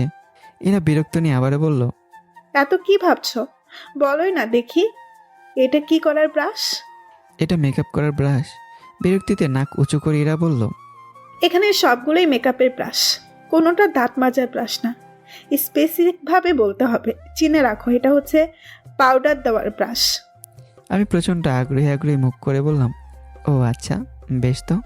মনে মনে ভাবতে লাগলাম, পাউডার করার ব্রাশ হোক, কমর সাফ করার ব্রাশ হোক, এসব আমার শেখার কি আছে? এটা কি আমার দরকারি? কমর সাফ করার ব্রাশ হলেও তো দরকারই লাগতো, কিন্তু পাউডার মাখার ব্রাশ দেখে আমি কি করব? তাও এত রাতে। মন জুড়ে প্রচণ্ড বিরক্তি, অথচ মুখে হাসি নিয়ে তাকিয়ে থাকতে হচ্ছে। অযথায় রাতের বেলা রিস্ক নেওয়া যাবে না। যেমন চলছে চলতে দেওয়া ভালো। এরপর হাতে আরেকটু তুলনামূলক চ্যাপটা কিন্তু প্রায় একই দেশে ব্রাশ নিয়ে প্রশ্ন করলো বউ, দেখি বলো তো এটা কিসের? ফেস পাউডারের। এরা সরু চোখে আমার দিকে তাকিয়ে বলল, এটা ব্রাশের জন্য ব্রাশ, ফেস পাউডারের ছিল আগেরটা। আমি জানি না ব্রাশ মানে কি বোঝাচ্ছে। হয়তো গালে লালচে লালচে আভা করার টেকনিকটা ব্রাশ নাও হতে পারে। সঠিকটা জিজ্ঞাসা করতে ভয় লাগছে। কেমিস্ট্রি ক্লাসে রাসায়নিকের নাম না বুঝলেও ভয় জিজ্ঞাসা করতে পারতাম না। স্যার, সোডিয়াম স্টেয়ারেট জিনিসটা কি? এখন শেষে একই অনুভূতি হচ্ছে। এরা আরেকটা ব্রাশ বের করে চেনাচ্ছে। এটা হলো ফাউন্ডেশনের ব্রাশ, এটা হলো হাইলাইটার, এটা কন্ট্রোর, এটা আই শ্যাডো। আমি শুধু মাথা নেড়ে যাচ্ছি, ভান করছি যেন সব একেবারে মুখস্থ হয়ে যাচ্ছে। আমার কাছে সব ব্রাশ একই লাগছে। কেন একই ব্রাশ দিয়ে কি সব করা যাবে না? কেন প্রতিটা বিষয়ে আলাদা আলাদা ব্রাশ লাগবে? তা প্রশ্নও করা যাবে না। প্রশ্ন করলে চাকরি তো থাকবে, কিন্তু ঘরে বউ থাকবে না। আশ্চর্যজনকভাবে বউ নিজেই উত্তর দিয়ে দিল, শোনো, আমি জানি তুমি মনে মনে ভাবছো এত এত রকমের ব্রাশ কেন, তাই তো? এই যে মেকআপ করা হয়, এটা কিন্তু এক ধরনের আর্ট। আর্টিস্টরা দেখো না আঁকার জন্য কত রকমের তুলিতে রং মাখায়, এসব হলো মেকআপের তুলি, বুঝলে? আমি বুঝলাম, কিন্তু এসব আমার বুঝে কী লাভ? হ্যাঁ বুঝেছি, আজ অনেক কিছু শিখলাম। এখন ঘুমাই, ঘুম পাচ্ছে। কেন এখন ঘুমাবে? আমি বুঝেছি ও কী বলতে চাইছে। মেয়ে মানুষের কথায় কী আর বলবো। উঠে গিয়ে ওর কপালে একটা চুমু দিলাম। ও বুকের মাঝে মাথা রেখে একটু দাঁড়িয়ে থাকলো। মনে হয় কয়েক যুগ পরে একটা নিরাপদ আশ্রয় পেয়েছে। তুমি কবে বুঝবে আমায়? আমি মনে মনে বললাম, বুঝি বলে তো এত কিছু হাসি মুখে হজম করি। আমি এমনই, একটু বোকা। একটু না, সবটাই। ঘুমাবে না? ঘুম পাড়িয়ে দাও। তারপর ঘটে গেল আবারও আরেকটা ঘটনা। সকাল 6টায়। এই যাও, নাস্তা বানাও। কিছু বলেছি? আমি পারবো না। যাবে কিনা? কি আজব, হঠাৎ করে এমন রুক্ষমতি রূপ কেমনে ধরে? কি বললাম? কিছু না। সব সময় তো আমিই বানাই, একদিন বানিয়ে দেখো কেমন মজা। ছুটির দিনটাও অশান্তি করে দিলা। কি বললাম? আরেকবার বলো দেখি। আমি ওয়াশরুমে ঢুকে গেলাম, ফ্রেশ হয়ে কিচেনে গেলাম চা বানাতে। কিন্তু চায়ে কি লবণ দেয় নাকি দেয় না কনফিউজ হয়ে আছি। দেখ, চা বানাতে হবে না, রুটি বানাচ্ছি, হয়ে যাচ্ছে মানচিত্র। ভাজতে গেলাম একদিকে, হয় আরেকদিকে পড়ে যাচ্ছে, আবার আরেকদিকে কাঁচাই থাকছে। রাতের তরকারি ছিল, গরম করে টেবিলে রাখলাম। একটু পরেও আসলো, দুজনে খেতে বসলাম। কিন্তু আমার বানানো রুটি দেখে আমারই খাওয়ার ইচ্ছেগুলো অসহায় হয়ে পালিয়ে যাচ্ছে। ইচ্ছেগুলো মুট করে ধরতে চাইলাম, কিন্তু পারলাম না। এরা তো হাসছে। তোমায় দিয়ে কিছুই হবে না। এগুলো কি খাবে নাকি আমি বানিয়ে আনবো? ফেলবো কেন, কষ্ট করে বানাইছি। মুখে দিয়ে বুঝলাম লবণ দেওয়া হয়নি। থাকুক, ফেলে দেই। খাও না। ইনসাল্ট করছো কেন? হাদারাম রুটিও বানাতে পারে না, ও কিচেনে গেল। আমি টেবিলে বসে রইলাম। কিছুক্ষণ পর ও রুটি সেকে আনলো। নাও খেয়ে দেখো তো কোন দিক দিয়ে হয়নি, পুড়ছে কিনা, লবণ ঠিক আছে কিনা। হয়েছে, রুটি বানানো কি এমন মহান কাজ? বেলুন দিয়ে বেললেই হয়ে যায়। কই, পারলে না তো তখন। 10 মিনিটে যে কি এমন বড় কাজটা করে ফেলছো না? হয়েছে, পারো না তো আর কি বলবা। হাত তো মানবে না, বিকেলে একটু ঘুরতে নিবা। না, দেব না। ও আচ্ছা, তুমি রুমে যাও, আমি রান্না করছি। কাকে জানি ফোন করলো। নাস্তা শেষ করে বাইরে আসলাম। অনেক দিন ধরে সিগারেট আর চা খাওয়া হয় না। দোকান থেকে 1 কাপ রং চা আর একটা সিগারেট নিলাম। বাসায় তো খেতে পারি না, তাই বাইরে লুকিয়ে খেতে হয়। আর আমি বন্ধুগুলো আসলো একটু পর, সবাই চা সিগারেট খাচ্ছিলাম। হঠাৎ দুটো পরি হেঁটে যেতে দেখলাম। ওয়াও, পুরাই হট, টাচ করলে মনে হয় জ্বলে পড়ে ছারখার হয়ে যাবে। পারফিউমের কি সেন্ট! ওরা যাওয়ার সাথে সাথেই পিছে পিছে আমাদের মনগুলো নিয়ে চলে যাচ্ছে। মামা দেখছিস কি, জলদি আয়, এই জিনিস আমার লাগবেই। বলে হাতে টান দিল। সানি আগে আগে চলে যাচ্ছে। আমি চায়ের কাপ রেখে কোনো মতে চলে আসলাম ওদের সাথে। বিল পরে দেব, কিন্তু কে জানতো ওদের পাল্লায় পরে আমার ভবিষ্যৎ বিপদ আমি নিজেই ডেকে আনছি। সানি গান গাইছে, ও রূপের মাইয়া একবার চাইয়া গো, ভাব লাগাইয়া পরাণ কারিল। ইমরান আর সানি শার্টের কলার তুলে চুলে হাত বুলিয়ে হিরো হেরে স্টাইল করছে। তাহলে আমি বাদ থাকবো কেন? আমি তো দেখতে অনেক স্মার্ট। আমি স্টাইল করলাম, মেয়ে দুটো মাঝে মাঝে আর চোখে তাকাচ্ছে আর জোরে জোরে হাঁটছে। কি, ওরা তো আমাদের বাসায় ঢুকছে। ইমরান সোজা পিছে পিছে ঢুকে গেল। ভাবি, ও ভাবি। এরা ওর বান্ধবীদের পেয়ে বুকে জড়িয়ে নিচ্ছে। এমন সময় ইমরানের ডাকাডাকি। কি হয়েছে? ভাবি, সাইফুল ভাই কই, বাসায় নাই বুঝি? না, আধা ঘন্টা আগে বাইরে গেছে। ও ভাবি, একটু পানি খাওয়াও তো। এখানে কি পানি খেতে আসছো নাকি অন্য কিছু? না মানে হয়েছে কি ভাবি। থাক, আর বলতে হবে না। ওর বান্ধবীদের সোফায় বসতে বললো। ওরা কিছু বলছে না, শুধু চোখ রাঙাচ্ছে। ইমরান আরও উৎসাহ পাচ্ছে। এই নাও পানি খাও আর সোজা চলে যাও। ইমরান পানি খাচ্ছে। ভাবি চাইলাম পানি, দিলেন শরবত, মনটা খুশিতে ভরে গেল। কই না তো, পানি তো দিলাম। এনার বান্ধবীগুলো রাগে ফুলছে ও লুচ্চামো দেখে। ভাবি আরেক গ্লাস পানি দেন, আপনার হাতে পানি ও শরবত মনে হয়। আমি আর সানি বাইরে থেকে সব শুনছি। আর আমি লুচ্চার গলের লুচ্চা কি শুরু করছে। মামা আমিও শরবত খাবো। শালা, তুই শরবত পাবি কই? বাসায় তো লেবু নাই। ও তো খাচ্ছে। সানিকে ধরে রাখা যাচ্ছে না। মামা ছাড়ো না, একটু যেতে দে। এদিকে ভাবি ওরা কারা? আমার বান্ধবী, এখন যাও। পরিচয় করাই দিবেন না? কি দরকার শুনি? বলে রুম থেকে বের করে দিচ্ছে। এই মামা, পালা, লোকা। দেয়ালের এদিকে লোকালাম। ইমরান বের হতে দরজা লাগিয়ে দিল। উফ, বেহায়া একটা। শুধুমাত্র বেহায় না, বাস্টার্ড একটা রাস্কেল, মেয়েদের সম্মান করতে জানে না। আসার পথে ওর সাথে আরো দুজন ছিল। ও পিছে পিছে বাসায় পর্যন্ত ঢুকে গেছে। কেমন ক্যারেক্টারলেস। একটু পর ইমরান বের হলো। আমি ভাবছি যদি এখন বাসায় ঢুকি আর এরা যদি জানতে পারে যে ওই তিনজনের মাঝে আমিও ছিলাম, তো কেয়ামত হয়ে যাবে। মামা, এই সাদা পরীর নাম্বারটা জোগাড় করে দিস। মামা আমার ওইটা খাটোটা। মনে মনে ভাবছি, হারামির দল, যদি এরা জানতে পারে তোদের সাথে আমিও ছিলাম, কী যে করবে ভাবতে পারছি না। এই মামা, কি ভাবছিস? ভাই, এখন এখান থেকে ভাগ, আজকে বাসায় যাওয়া যাবে না। চলো মামা, বের হইলে আবার পিছে পিছে যাব। তোরা কি জানিস ও যে তোদের ভাবির ছোট বোন? তাহলে তো আর কোনো সমস্যাই নেই। 11:30 বাজে, তিনজনের রাস্তায় হাঁটছি। মামা, আজকে পার্টি হবে, ট্রিট আমি দেব। অনেকদিন থেকে নাইট ক্লাবে যাই না মামা, আজ হবে। কিছুক্ষণ পর আজান দিল, কিন্তু ভয়ে বাসায় যেতে পারছি না। 12:43, এমন সময় ফোনটা বেজে উঠলো। হ্যালো, কই তুমি? জুম্মায় যাবে না? এখানে পরে নেব। কোথায় তুমি? জান, আমি একটু হাসপাতালে আসছি। কেন? ইমরানের মায়ের অনেক গ্যাস্ট্রিকের ব্যথা, আন্টিকে নিয়ে হাসপাতালে আসছি। তোমায় আমি চিনি না না, তোমায় কেন যেতে হবে? খবরদার, নার্সের দিকে তাকাইলে চোখ কানা করে ফেলবো। বাসায় মেহমান আসছে, জলদি বাসায় আসবা। এমন সময় ইমরানের আম্মু। কি রে, তোরা রুমে কি করিস? জুম্মায় যাবি না? আমি ফোনটা কেটে দিলাম। ইরা শুনছে কি না? জি আন্টি, যাব এখন। তারপর আমি সানি ইমরানের বাসায় গোসল করে নামাজ পড়ে জমায় গেলাম। নামাজ শেষে ওদের বাসায় দুপুরের খাবার খেলাম। বিকেল আবার ইরার ফোন। কই তুমি? বাসায় আসবা না? খাবে না? খেয়েছি তো। এক্ষুনি বাসায় আসবা, নইলে খবর আছে। তুমি খেয়েছো? কোন হাসপাতালে আছো বলো? কেন? আমি যাব। না থাক, আমি বাসায় যাচ্ছি তো। ফোন কাটো। এই শোনো না, তোমার বান্ধবীরা গেছে? কেন শুনি? না মানে তুমি থাকতে অন্য মেয়েরা আমায় দেখবে কেন? মনে করবা ওরা তোমার বোন, চোখ তুলে ফেলবো কিন্তু। কল কেটে গেল। নাইট ক্লাবে যেতে চাইছিলাম, কিন্তু আব্বু আম্মু বাসায় নেই, এরা একা। তাই ইমরান আর সানির কাছ থেকে বিদায় নিয়ে চলে আসলাম। সন্ধ্যা হয়ে গেছে। বাসার সামনে এসে দাঁড়িয়ে আছি, ভেতরে ঢোকে সাহস পাচ্ছি না। 5 মিনিট থেকে অনেক সাহস জুগিয়ে দোয়া দুরুদ পরে কলিং বেল বাজালাম।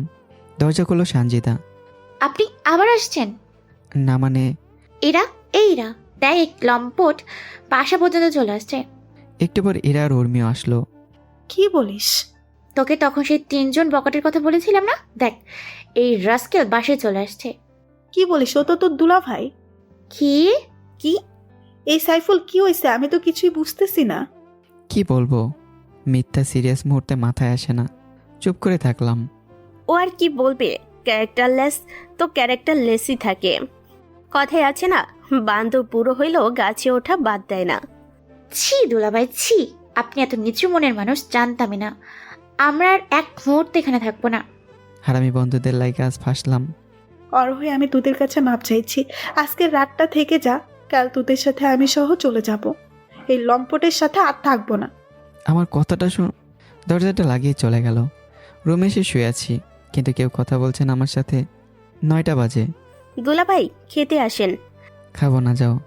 আপনি না খেলে এরাও খাবে না, ও না খেলে আমরা কেমনে খাবো বলেন? বোন আমাকে মাফ করে দে, আমাকে তখন ইমরান নিয়ে আসছিল। আরে দুলাভাই, মাপ চাওয়ার কি আছে, আসেন। বলে হাত ধরে টেনে খাবার টেবিলে নিয়ে আসলো। বোন আমারে মাফ করে দে। আরে দুলাভাই করেন কি, ভাব যাওয়া লাগবে না। বলো মাফ করছো? হ্যাঁ করেছি। এরা তাও কোনো কথা বলল না, চুপচাপ সবার প্লেটে ভাত দিয়ে নিজেও নিল এক প্লেটে। খেতে মন চাইল না, তবুও খেলাম। ওদের আলাদা রুমে ঘুমোতে দিয়ে এরা এসে পাশে শুয়ে পড়ল। এই শোনো না, আই এম সরি। ছুবে না আমায়। সরি বলছি তো। আমি কোনো চরিত্রহীনের সাথে থাকতে চাই না। কেমনে পারলা এমন করতে? একবারও আমার কথা মনে পড়লো না? ভুল হয়ে গেছে, মাফ করে দাও। আমার ভালোবাসার বিশ্বাসের এই মূল্য দিলে? তোমাকে এতটা বিশ্বাস করতাম, আর সেই তুমি? আমি কালকেই চলে যাব, আর 2 মাস পর ডিভোর্স দিয়ে দিব। ও কাঁদছে হেসকি দিয়ে, গায়ে হাত দিলেও ছিটকে দূরে সরিয়ে দিচ্ছে। সত্যি আমি ভুল করেছি। আমি কালকে চলে যাব। আমার কথা তো শুনবে? কি শুনবো? আমার ভুল হয়েছে, মাফ করে দাও। কিসের মাপ? তুমি ওদের পিছে কেন গেলে? মেয়েদের পিছে ঘোরার এত শখ থাকলে আমায় কেন এসেছো? সরি। কিসের সরি? না জানি বাহিরে কত মেয়ের পিছে ঘুরো, ভাগ্যিস আজ হাতে নাতে প্রমাণ পেলাম। আমাকে ওরা টেনে এনেছিল, আমি আসতে চাইনি। থাক, আমার যা বোঝার আমি বুঝে গেছি। কাল সকালেই আমি চলে যাব। আব্বু আম্মু আসুক, তখন আমি দিয়ে আসবো। লাগবে না কারো দিয়ে আসতে, আমি একাই যাব। ডিভোর্স লেটার পাঠিয়ে দিব। ডিভোর্সের কথা শুনে বুকের ভিতর হাহাকার শুরু হয়ে গেল। এই সামান্য বিষয় নিয়ে তুমি বিচ্ছেদ করবে? তোমার কাছে সামান্য হতে পারে, আমার কাছে না। মরে যাবো এমন করলে। আমার কাছে তো অনেক আগেই মরে গেছো। প্লিজ এমন বলো না, কষ্ট হয়। কার জন্য? আমার জন্য? মিথ্যুক একটা। তোমার বুকের বাম পাশে আর কতজন আছে? দেখো আমার কিন্তু রাগ উঠে যাচ্ছে। এই শোনো, গায়ে হাত দিলাম, ঝাটকা দিয়ে সরিয়ে দিল। আবারও দিলাম, আবারও ঝাটকা দেবে, দিলাম একটা ঠাস করে। এত বেশি বুঝো কেন? কতক্ষণ ধরে বলছি না সরি সরি সরি? বুকের সাথে ঝাপটে ধরেছি। এরা চুপচাপ কাঁদছে। একদম কাঁদবে না, মেরে ফেলবো। এরা কেঁদেই চলেছে। আবারও ও চুপ হয়ে গেল, কিন্তু বড় বড় শ্বাস নিচ্ছে মাঝে মাঝে। আমি জানি ও এখন কাঁদবে, কাঁদুক। কাঁদতে কাঁদতে এমনিই ঘুমাবে। সকালে আমারই আগে ঘুম ভাঙলো। ও এখনো বুকের মাঝে আছে। দেখছি ওর চোখের পানি পড়তে পড়তে কেমন দাগ হয়ে আছে। ওর কপালে একটা চুমু দিলাম। কিছুক্ষণ ওর দিকে তাকিয়ে একা একাই কথা বললাম। তুমি এমন কেন? এত অভিমান কেন করো? না হয় একটু ভুল করছি বললেই তো হয়, আর করব না। তা না, শুধু নিজেই সাজা দিয়ে যাচ্ছে। মনে হয় এমন ভুল করেছি যার কোনো মাপ নেই। তারপর উঠে একে ঘুমের মাঝে কোলে তুলে নিলাম। ওয়াশরুমে যাব। ও চমকে উঠল, মনে হয় পড়ে যাচ্ছে। হাত দিয়ে গলা জড়িয়ে ধরল, কিন্তু কিছু বলল না। ওয়াশরুমে ওকে দাঁড় করিয়ে ব্রাশে পেস্ট লাগিয়ে ওর হাতে দিলাম। আমিও ব্রাশ দিয়ে দাঁত মাজছি। এর মাঝেই ও মুখ ধুয়ে একাই বের হয়ে গেল, কথা বলল না। কিচেনে গিয়ে চা বানিয়ে ওর বান্ধবীদেরকে ডেকে চা বিস্কুট দিল। আর কিচেনে গিয়ে রান্না বসালো, কিন্তু আমার চা বিস্কুট দিল না। আজব তো। কিচেনের দরজায় দাঁড়িয়ে, কি হলো? আমার বুঝি খিদে পায় না? র্যাকে বিস্কিট আছে, কারো মন চাইলে খেতে পারে। কথা বলবে না নাকি? ও চুপ করে আছে। কি আর করার, খিদে লেগেছে তাই বিস্কুট নিলাম 2টা, কিন্তু চা কই আমার? কারো মন চাইলে বানিয়ে খাক। ধ্যাত, বলেই বিস্কুট ফেলে দিলাম। আমি বাইরে থেকেই খেতে পারবো। বাইরে তো মেয়ে মানুষ আছে, কারো মন চাইলে যেতে পারে। ধ্যাত, বাইরেও যাব না। রুমে চলে আসলাম। ব্যালকনিতে দাঁড়িয়ে রোদ পোহাচ্ছিলাম। ক্ষুধা লেগেছে অনেক। আজকে দেখছি শালিক পাখি দুটো 1 ফুট গ্যাপ রেখে বসেছে। হয়তো তাদেরও ঝগড়া হয়েছে। মেয়েদের কাজই তো ঝগড়া করা, এছাড়া আর পারে কি এরা? চেয়ারে বসে ফোন টিপছি। 8টা বাজে। দুলা ভাই, নাস্তা খেতে আসেন, এটা ডাকছে। আপনার বান্ধবী এত ঢং করে কেন বুঝি না। আপনার সাথে করবে না তো কার সাথে করবে? আসেন। তারপর সবাই মিলে নাস্তা করলাম। ওর বান্ধবী নাকি চলে যাবে। ও রিকোয়েস্ট করছে খেয়ে যেতে, তাই আমি একটু রিকোয়েস্ট করলাম, থাকো না, খাবার খেয়ে যাও। এরা চোখ রাঙিয়ে বুঝিয়ে দিল একদম চুপ করে থাকতে। আচ্ছা, এত করে যেহেতু বলছিস থেকেই যাই। এরা আবার আমার দিকে চোখ রাঙালো। যা বাবা, আমার কি দোষ? ওই তো বললো থাকতে। ওর বান্ধবীরা রুমে গেল, ও রান্না করতে গেল। আমি রুমে চলে আসলাম। আজ আর অফিসে যাব না। 10টা হতে হতেই ওর রান্না শেষ। ওর বান্ধবীরা চলে যাবে, তাই তাড়াহুড়ো। এমন সময় ইমরান আর সানি এসে হাজির। কলিং বেল বাজাতে সানজি দিকে দরজা খুলল।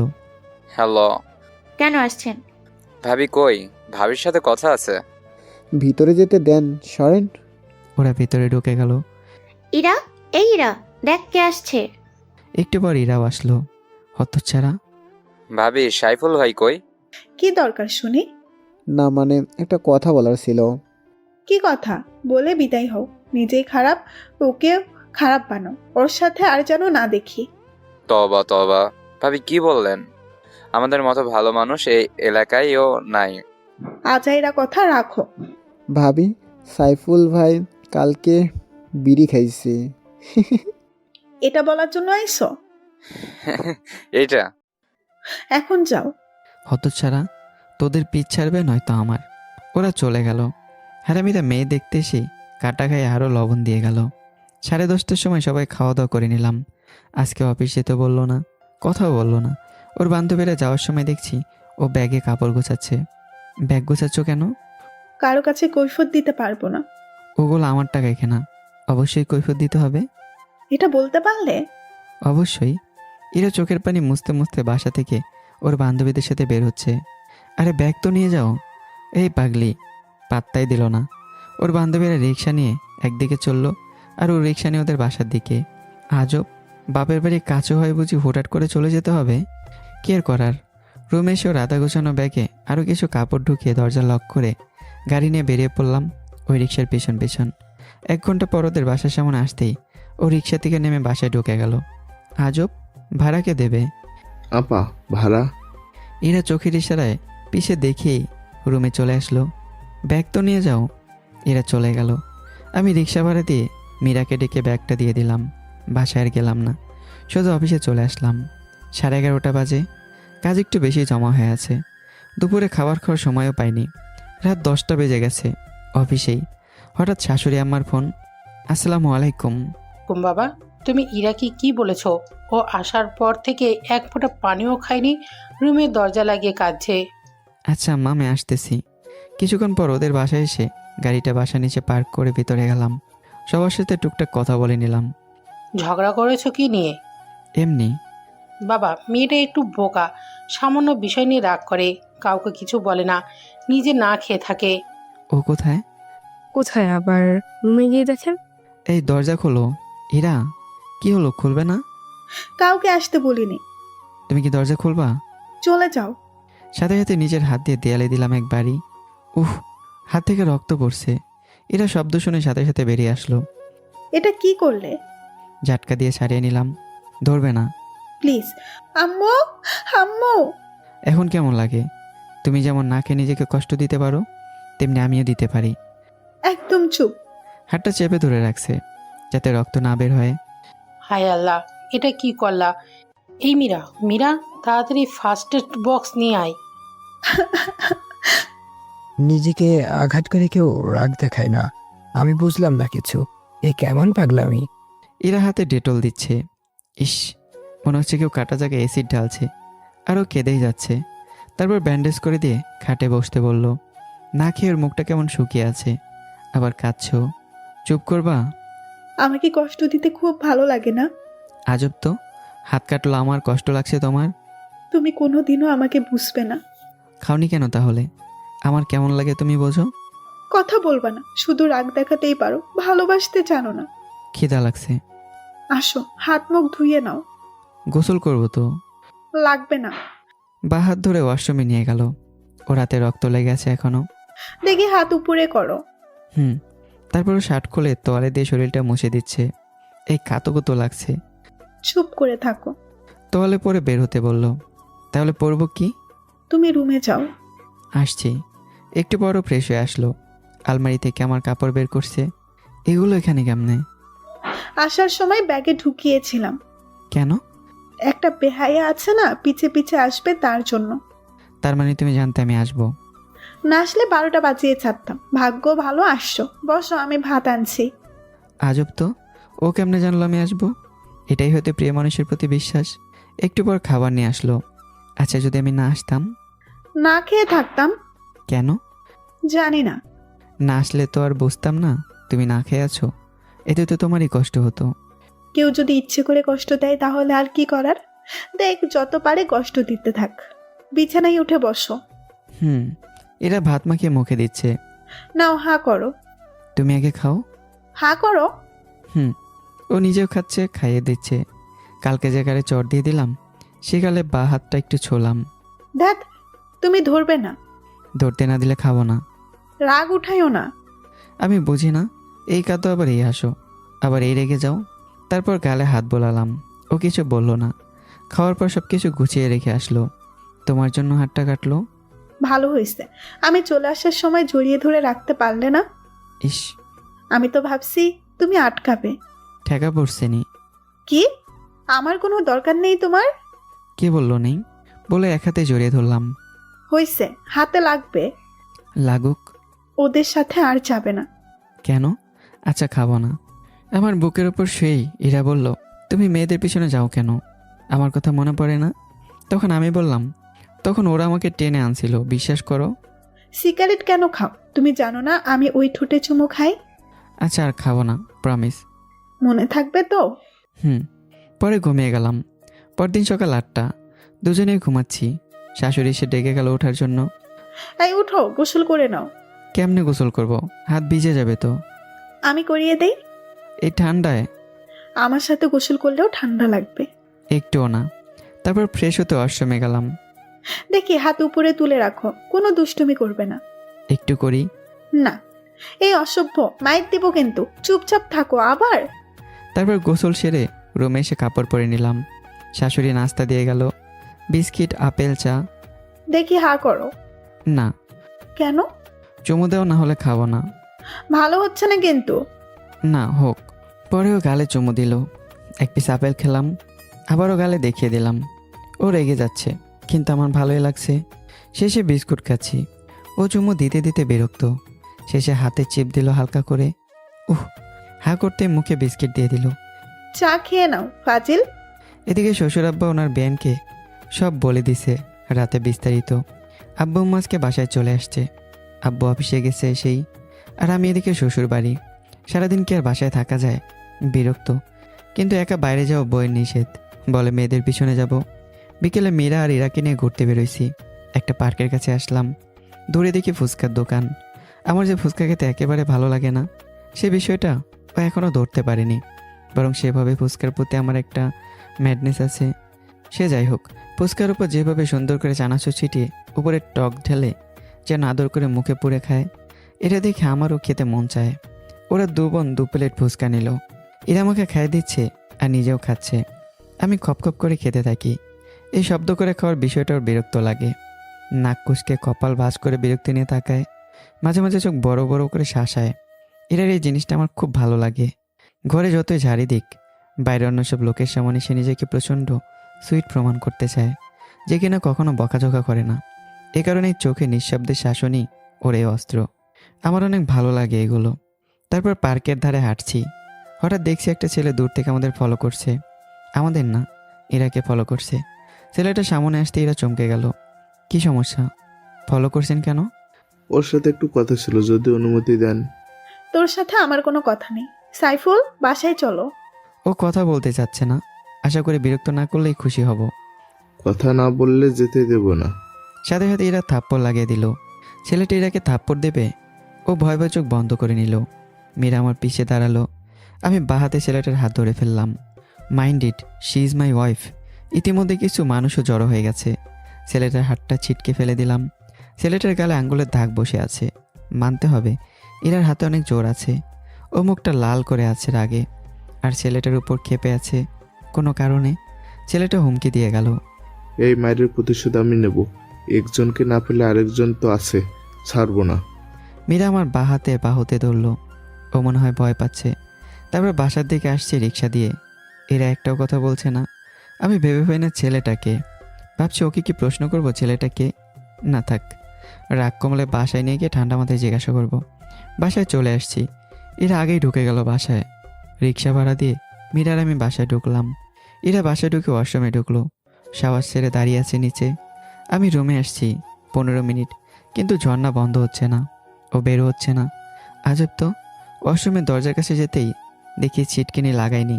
ও দাঁড়িয়ে ভিজছে। এইরা, সারা নেই। আরে এইরা, কোনো শব্দ নেই। ও ভাবনায় বিভোর। ঝর্ণা অফ করে ওকে হালকা করে ঝাঁকি দিয়ে ডাক দিলাম, এই কি হয়েছে তোমার? ও চমকে উঠল। কি যেন ভেবে ভেজা শরীরেই বুকের মাঝে মাথা রাখলো। আমি জড়িয়ে নিলাম, কিন্তু শরীর এত ঠান্ডা হয়েছে একেবারে বরফের মতো। আমার হাতে ব্যান্ডেজ, তাই কোলে করে রুমে নিতেও পারছি না। এই ওঠো, ঠান্ডা লাগবে, কাপড়টা চেঞ্জ করে নাও। তারপরে রুমে এসে চেঞ্জ করে নিল। সাথে আমাকেও চেঞ্জ হতে হলো। ওকে বুকের মাঝে নিতে আমারও কাপড় ভিজে গেছে।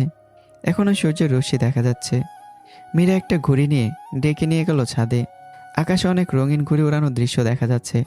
আমি ছাদের রেলিং ধরে দাঁড়িয়ে আছি। এরা গিয়ে পাশে দাঁড়ালো। ওর নাম রনি, আমাদের এলাকার মেয়রের ছেলে। আমি চুপচাপ শুনছি। আমি যখন কলেজে পড়তাম ও অনেক জ্বালাইতো, বিরক্ত করতো প্রতিদিন। প্রেমের প্রস্তাব দিয়েছিল, রাজি হয়নি। তখন বাসায় বিয়ের প্রস্তাব দেয়, কিন্তু আমি না করে দিয়েছিলাম। ও অনেক মেয়ের জীবন নষ্ট করেছে। কয়েক বছর আগে রনি একটা রেপ করেছিল, বিনিময়ে দিয়েছিল 50,000 টাকা। ও আমাকেও শেষে হুমকি দিয়েছিল রেপ করে নাকি বিয়ে করবে। তাই ইন্টারমিডিয়েট দেওয়ার পর আব্বু আমাকে বিয়ে দিয়ে দেয়। আমি পড়তে চেয়েছিলাম কিন্তু পারিনি। এখন আবার মীরার কথা বলছে ও। বলছে আর চোখের পানি পড়ছে। আমি কাছে টেনে জড়িয়ে নিলাম। আমি ভেবে পাই না আমরা পৃথিবীতে শ্রেষ্ঠ হয়েও আমাদের মানুষত্ব কই। নারীর ইজ্জতের দাম মাত্র 50,000 টাকা, আর নয়তো এই সমাজের বিচারকরা বিয়ে দিয়ে দেয়। একজন দর্শকের কাছে কিভাবে তারা বিয়ে দেয়? প্রতিদিন দর্শন করার জন্য লাইসেন্স দিয়ে দেয়। আচ্ছা, কিছু হবে না, ভয় পেও না। পাশেই মীরা কত আনন্দে ঘুরে উড়াচ্ছে, কি নিষ্পাপ চাহনি তার। আরও কিছুক্ষণ ছাদে থেকে রুমে আসলাম।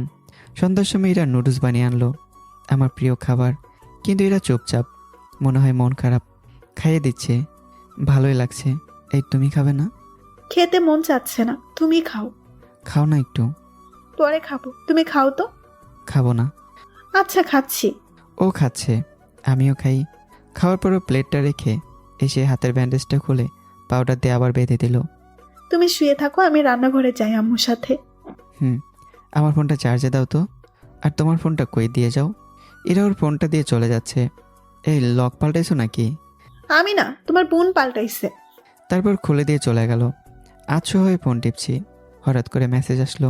শুধু এতটুকুই দেখলাম। জান, আমার নাম্বার ব্লক করছো কেন? প্লিজ কথা বলো। আমাকে কষ্ট দিতে কি তোমার ভালো লাগে? এটা দেখে হৃদয়টা ভেঙে চুরমার হয়ে গেল। মেসেজ বক্সে ঢুকবো, ওখানেও লক করা। মনের অজান্তে চোখে পানি চলে আসলো। এতটা বিশ্বাস করি, ওকে এতটা ভালোবাসি, আর ও কি না। কীভাবে পারলো এমনটা করতে? আসলে কি মেয়েদের ছলনা বোঝা দেয়? ফোনটা রেখে দিলাম, থাকুক। ও যেহেতু লুকিয়ে রেখেছে, তার প্রকাশ করব কেন? কখনো কখনো সব কিছু জেনেও না জানার ভান করতে হয় প্রিয় মানুষদের অভিনয় দেখার জন্য। শুয়ে আছি কপালে হাত দিয়ে। রাত 8টা বাজে।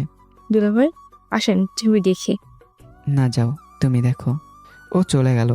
কিছুক্ষণ পর এরা রুমে আসলো। আমার কপালে হাত দেওয়া দেখে হাত দুটো সরিয়ে দিল। কি হয়েছে, এভাবে শুয়ে আছো যে? ওর দিকে তাকিয়ে ভাবছি, কি নিষ্পাপ চেহারা, কিন্তু এর পেছনে রয়েছে এক বিশাল প্রতারণার মুখোশ। এই, না, কিছু না। তেমন একটা কথা বললাম না ওর সাথে। রাতে গিয়ে চুপচাপ শুয়ে পড়লাম। এরা পাশে শুয়ে আছে। কি হয়েছে বলবা? না, কিছু না। ও বুকে মাথা রাখবে, সরিয়ে দিয়ে পাশ ফিরে শুয়ে পড়লাম। দেখো, ভালো হচ্ছে না কিন্তু। আমি চুপ করে আছি। আমি কি কোনো ভুল করছি? প্লিজ বিরক্ত করো না, ঘুমাবো। ও কাঁদছে, কিন্তু আজ মন চাচ্ছে না ওর কান্না থামিয়ে বকে নিতে। ঘুমিয়ে গেলাম। সকালবেলা ও চা নাস্তা নিয়ে আসলো। এই, উঠে ফ্রেশ হও, নাস্তা খাবে। উঠে দেখি হালকা সাজুগুজু করছে। কিছু চুল মুখের উপর এসে আছে। হাত দিয়ে কানের কাছে গজে দিলাম। চুমু খেতে কাছে গেলাম। ও চোখ বন্ধ করে নিল। তখনই আবার রাতের কথা মনে পড়লো। ওয়াশরুমে চলে গেলাম। এরা চোখ খুলে আমাকে দেখতে না পেয়ে ওর চোখ দিয়ে পানি বের হয়ে গেল। হাত মুখ ধুয়ে এসে হাতের ব্যান্ডেজ খুলে ফেললাম। খুলো না, শুকায়নি তো। সামনে থেকে যাও। এরা পায়ের কাছে বসে হাত দিয়ে কাঁদতে কাঁদতে বলল, প্লিজ, আমি আর নিতে পারছি না। কি হয়েছে বলো, না হলে আমাকে মেরে ফেলো, তাও এমন করো না। আমি দূরে সরে দাঁড়ালাম। জান, কাকে ডাকো? কি বলো? ফোনে কার সাথে কথা বলো? তুমি কি আমাকে সন্দেহ করো? করি না, করছি। মানে? তোমার মেসেজ বক্সে পাসওয়ার্ড কেন? ভেবেছিলাম রং নাম্বার, কিন্তু পাসওয়ার্ড দেখে আর কোনো সন্দেহই রইল না। বিশ্বাস করো, আমি এসব কিচ্ছু জানি না, এইমাত্র শুনলাম। থাক, ন্যাকা সাজতে হবে না। তুমি যদি আমাকে বিশ্বাস না করো, মরে যাবো কিন্তু। তুমি যে চরিত্রহীন জানতাম না। কিছু বললাম না, সোজা হেঁটে রুম থেকে বেরোচ্ছি। প্লিজ যেও না, ভুল হয়েছে, মাফ করে দাও। আমি গায়ে হাত তুলতে চাইনি। ধাক্কা দিয়ে সরিয়ে দিলাম। এরা দরজার সাথে ধাক্কা খেয়ে কপাল কেটে গেছে। এতক্ষণ আমি বাসার বাইরে চলে আসছি। গাড়ি রেখে হেঁটেই চলেছি। এরা পেছন থেকে ডাকছে। আমি পিছিয়ে না তাকিয়ে রাস্তা পার হয়ে গেলাম। ও ডাকতে ডাকতে রাস্তা পার হচ্ছিল।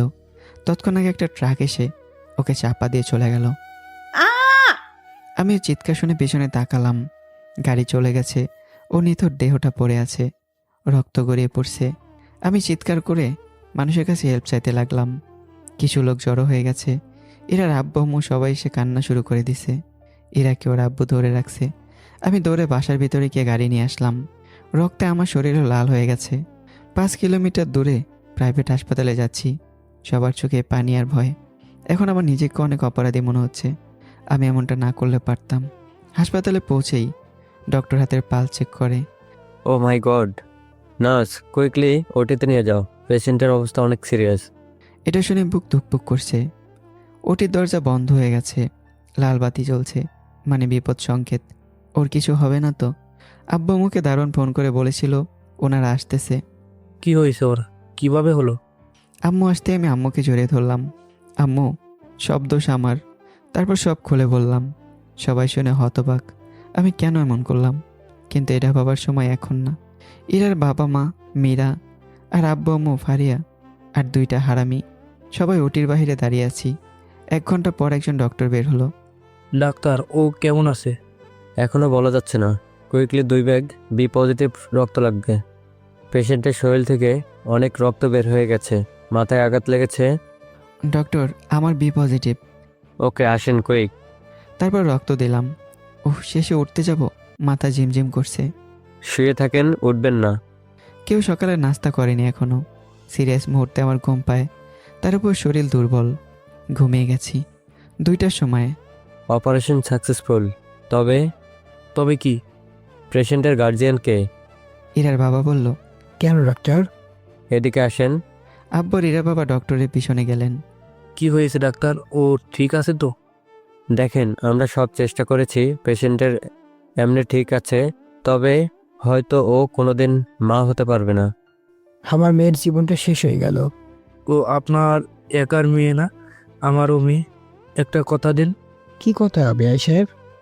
এই কথাটা যেন কেউ না জানে। তারপরে তাদের মাঝে আরও অনেক কথা হলো। বাকি সবাই বাইরে বসে আছে। সানি আর ইমরান হোটেল থেকে পরোটা আর ডিম পোস্ট নিয়ে আসছে। সকলে খেয়ে নিল। সবার ভয় কেটে গেছে। কিছুক্ষণ পরে আম্মু নাস্তা নিয়ে রুমে ঢুকে। বাবা উঠ। আমার ঘুম ভাঙতে দেখলাম আমি বেডে শুয়ে আছি। মাঝে মাঝে ঘুম থেকে উঠে আমার কিছু মনে থাকে না। আম্মু, আমার কি হয়েছে? গাধার বাচ্চা, থাপ্পড় খাবি কিন্তু। তারপর দেখি হাতে টেপ মারা। মনে পড়েছে। আম্মু, ইরা কই? ও কেমন আছে? বেডে দেওয়া হয়েছে, এখনও জ্ঞান ফেরেনি। 24 ঘন্টা পর জ্ঞান ফিরবে। আমি ওকে দেখব। 24 ঘন্টা রুমে ঢোকা নিষিদ্ধ। বাইরে থেকে দেখব। আয়। তারপর দরজার উপরে কাঁচ দিয়ে দেখলাম ও ঘুমিয়ে আছে।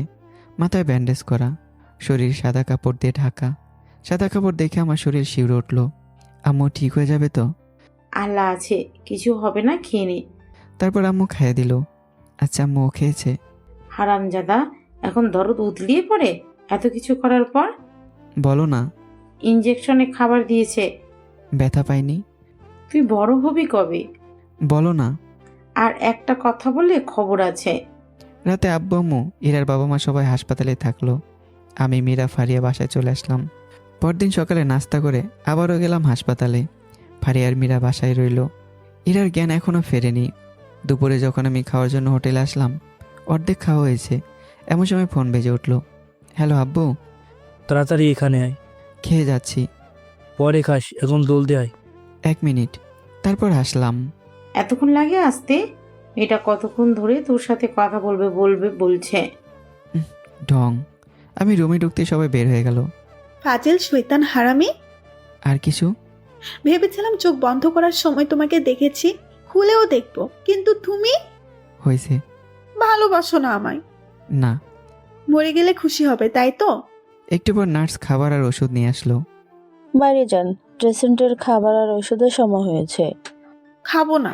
কেন? এখন কি তোমাকে মারবো নাকি নিজেকে মারবো? কেউ খাইয়ে দিলে খাবো।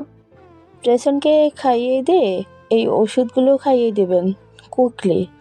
তারপর বেডের উপর ছোট একটা টেবিলের মতো একটা টুল ওখানে রেখে খাইয়ে দিলাম। বাইরে সবাই খেয়ে নিয়েছে। 13 দিন পর ওকে হাসপাতাল থেকে রিলিজ করে বাসায় আনা হয়েছে। পায়ে ব্যান্ডেজ, হুইল চেয়ারে বসে থাকে। আব্বুর ব্যাপারে কোনো অভিযোগ শুনতে চায় না, তাই বাধ্য এসব করতে হয়। উপরতলা থেকে নিচের তলায় কোলে করে ওঠানামা করাতে হয়। অফিসের ডিউটি ছেড়ে বাসায়ও ডিউটি করতে হয়। 3 বেলা খাইয়ে দিতে হয়, কাপড় চেঞ্জ করে দিতে হয়। গোসল করে নিষেধ, তাই তোয়ালে ভিজিয়ে গা মুছে দিতে হয়। এসব করতে করতে বিরক্ত। আজকে 26 দিন, অনেকটাই সুস্থ, হাঁটতে পারে একটু একটু। কিন্তু ওর সাথে আমার মনের দূরত্বটা অনেকটা বেড়ে গেছে। দেখলে রাগ ওঠে, বারবার এটা করো ওটা করো বলে বিরক্ত করে। পরের দিন সকালে ফারিয়া বায়না ধরেছে নাক ফোড়াবে। আম্মু বলেছে আরও পরে, কিন্তু না, ও এখনই ফোড়াবে। কিন্তু একটা জিনিস খেয়াল করলাম, এরা নাক ফোড়ায়নি। একটা জিনিস বুঝতেছি না, নাক ফোড়ানোর দরকার কি? বিকেলবেলা বাসায় কেউ নেই, এরা নিচে টিভি দেখছে। আম্মু ফারিয়াকে নিয়ে পার্লারে গেছে। নিচে বসে এরার সাথে একটু টিভি দেখলাম। ও আমার সাথে তেমন কথা বলে না, কি একটা ভাব নেয়, নিজে তো একা চলতে পারে না। এই পিৎজা খাবি? না খেলে নাই। তারপর একটা পিৎজা অর্ডার করলাম। 1/2 ঘন্টা হয়ে গেল, আসার কোনো নামগন্ধ নেই। ওয়াশরুমে যাব, তাই উপরে রুমে চলে আসলাম। পরে নিচে গিয়ে দেখি এরা একমানে টিভি দেখছে আর কি যেন চিবুচ্ছে। ওর ঠোঁটের উপরে নিচে কি যেন লেগে আছে। সামনে পিৎজার প্যাকেটটা খোলা পড়ে আছে। আমি ওকে জিজ্ঞাসা করলাম, তুমি আমার পিৎজা খেয়েছো? এরা রিমোট টিপে একটার পর একটা চ্যানেল চেঞ্জ করতে করতে উত্তর দিল, তোমারটা খাবো কেন?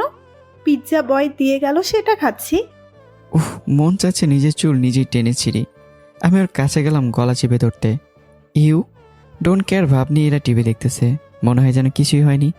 কারণ ও জানে আমি চাইলে ওর গলা টিপে ধরতে পারবো না। আমি ওর কাছে গিয়ে থেমে গেলাম। একটু চা করে আনো তো। পারবো না। আব্বু আসলে বলবো কেউ আমার গায়ে হাত তুলছে। উফ, আজকে আব্বুর বাসায় থাকি বলে সব শুনতে হয়। দাঁড়া খাচ্ছনি, চা বানাচ্ছি। তারপর কিচেনে এসে চায়ের কেতলিতে দুমুখ পানি দিলাম। চিনি বয়মে যাচ্ছিল অর্ধেক ঢেলে দিছি। পাতি দিছি 2 মুঠ। মরিচের গুঁড়া যে কই খুঁজেই পাই না। উফ, পাইছি। দিলাম 3 চামচ মরিচের গুঁড়া। এমন চা বানাবো যা খাইলে সারা জীবন আমার নাম মনে রাখবি। ইসরে কি কুটকুটে কালো রং হয়েছে। একটু হলুদ দিব কি? না থাক। ফ্লাক্সে ঢেলে যখন কিচেন থেকে আসছি দেখি আম্মু চলে আসছে। ফারিয়া হাসছে। আম্মু সোফায় বসলো ইরার পাশে। বাহ বাহ, চা বানাতে শিখলি কবে? আম্মু অনেক কাজ করতে পারে, শুধু করার না বলে। কই দেখি কেমন চা বানালি, খেয়ে দেখি। না, এটা ইরার জন্য। ইস, বইয়ের জন্য কি দরদ। আমিও চা খাবো।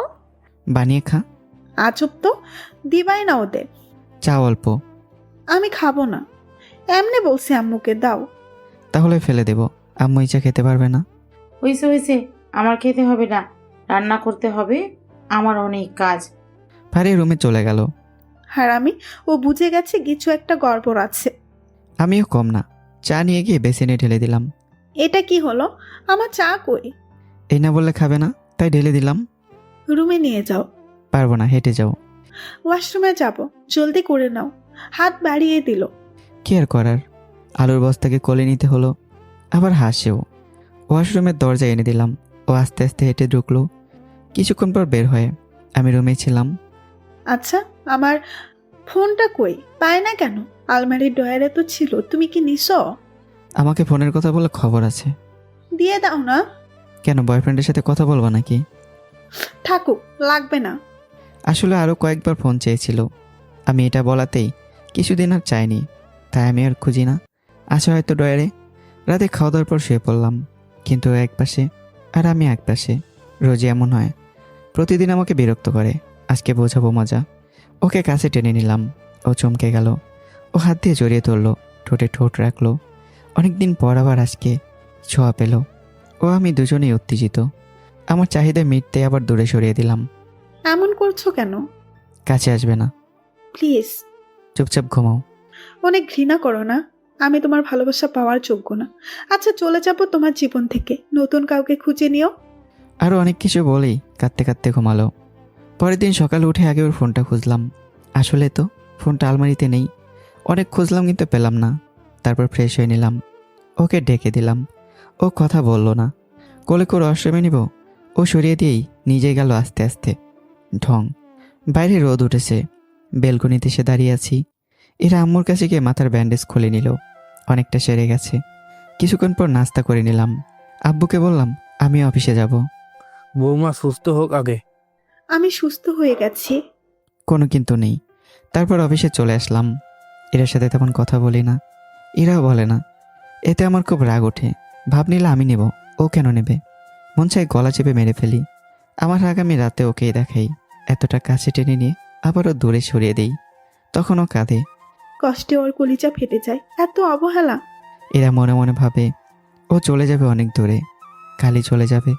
পরদিন আমি অফিসে চলে আসলাম। বাসায় গিয়ে শুনি এরা চলে গেছে ওদের বাসায়। রুমে এসে দেখে একটা চিরকুট পড়ে আছে বালিশের উপর। প্রিয়, তুমি হয়তো কখনো জানবে না সত্যিটা কি ছিল। তুমি তো জানতেই চাওনি কখনো, শুধু ভুল বুঝে গেছো নিজের জায়গা থেকে। তুমি তো আমাকে বিশ্বাসই করতে পারলে না। তুমি চাইতে না এই বিরক্তিকর মানুষটা তোমার জীবন থেকে চলে যাক। আজ তো পূরণ করে দিলাম। আর তোমার চাহিদা পূরণ করার জন্য আরেকজনকে সঙ্গী করে নিও। ভালো থেকো। ইতি, ইরা। এটা পরে অনেকটা খারাপ লাগলো। খাওয়ার সময়, আচ্ছা আম্মু, এরা কি বলে গেছে? বললো তো কয়দিন পরে চলে আসবে। আর কিছু বললাম না।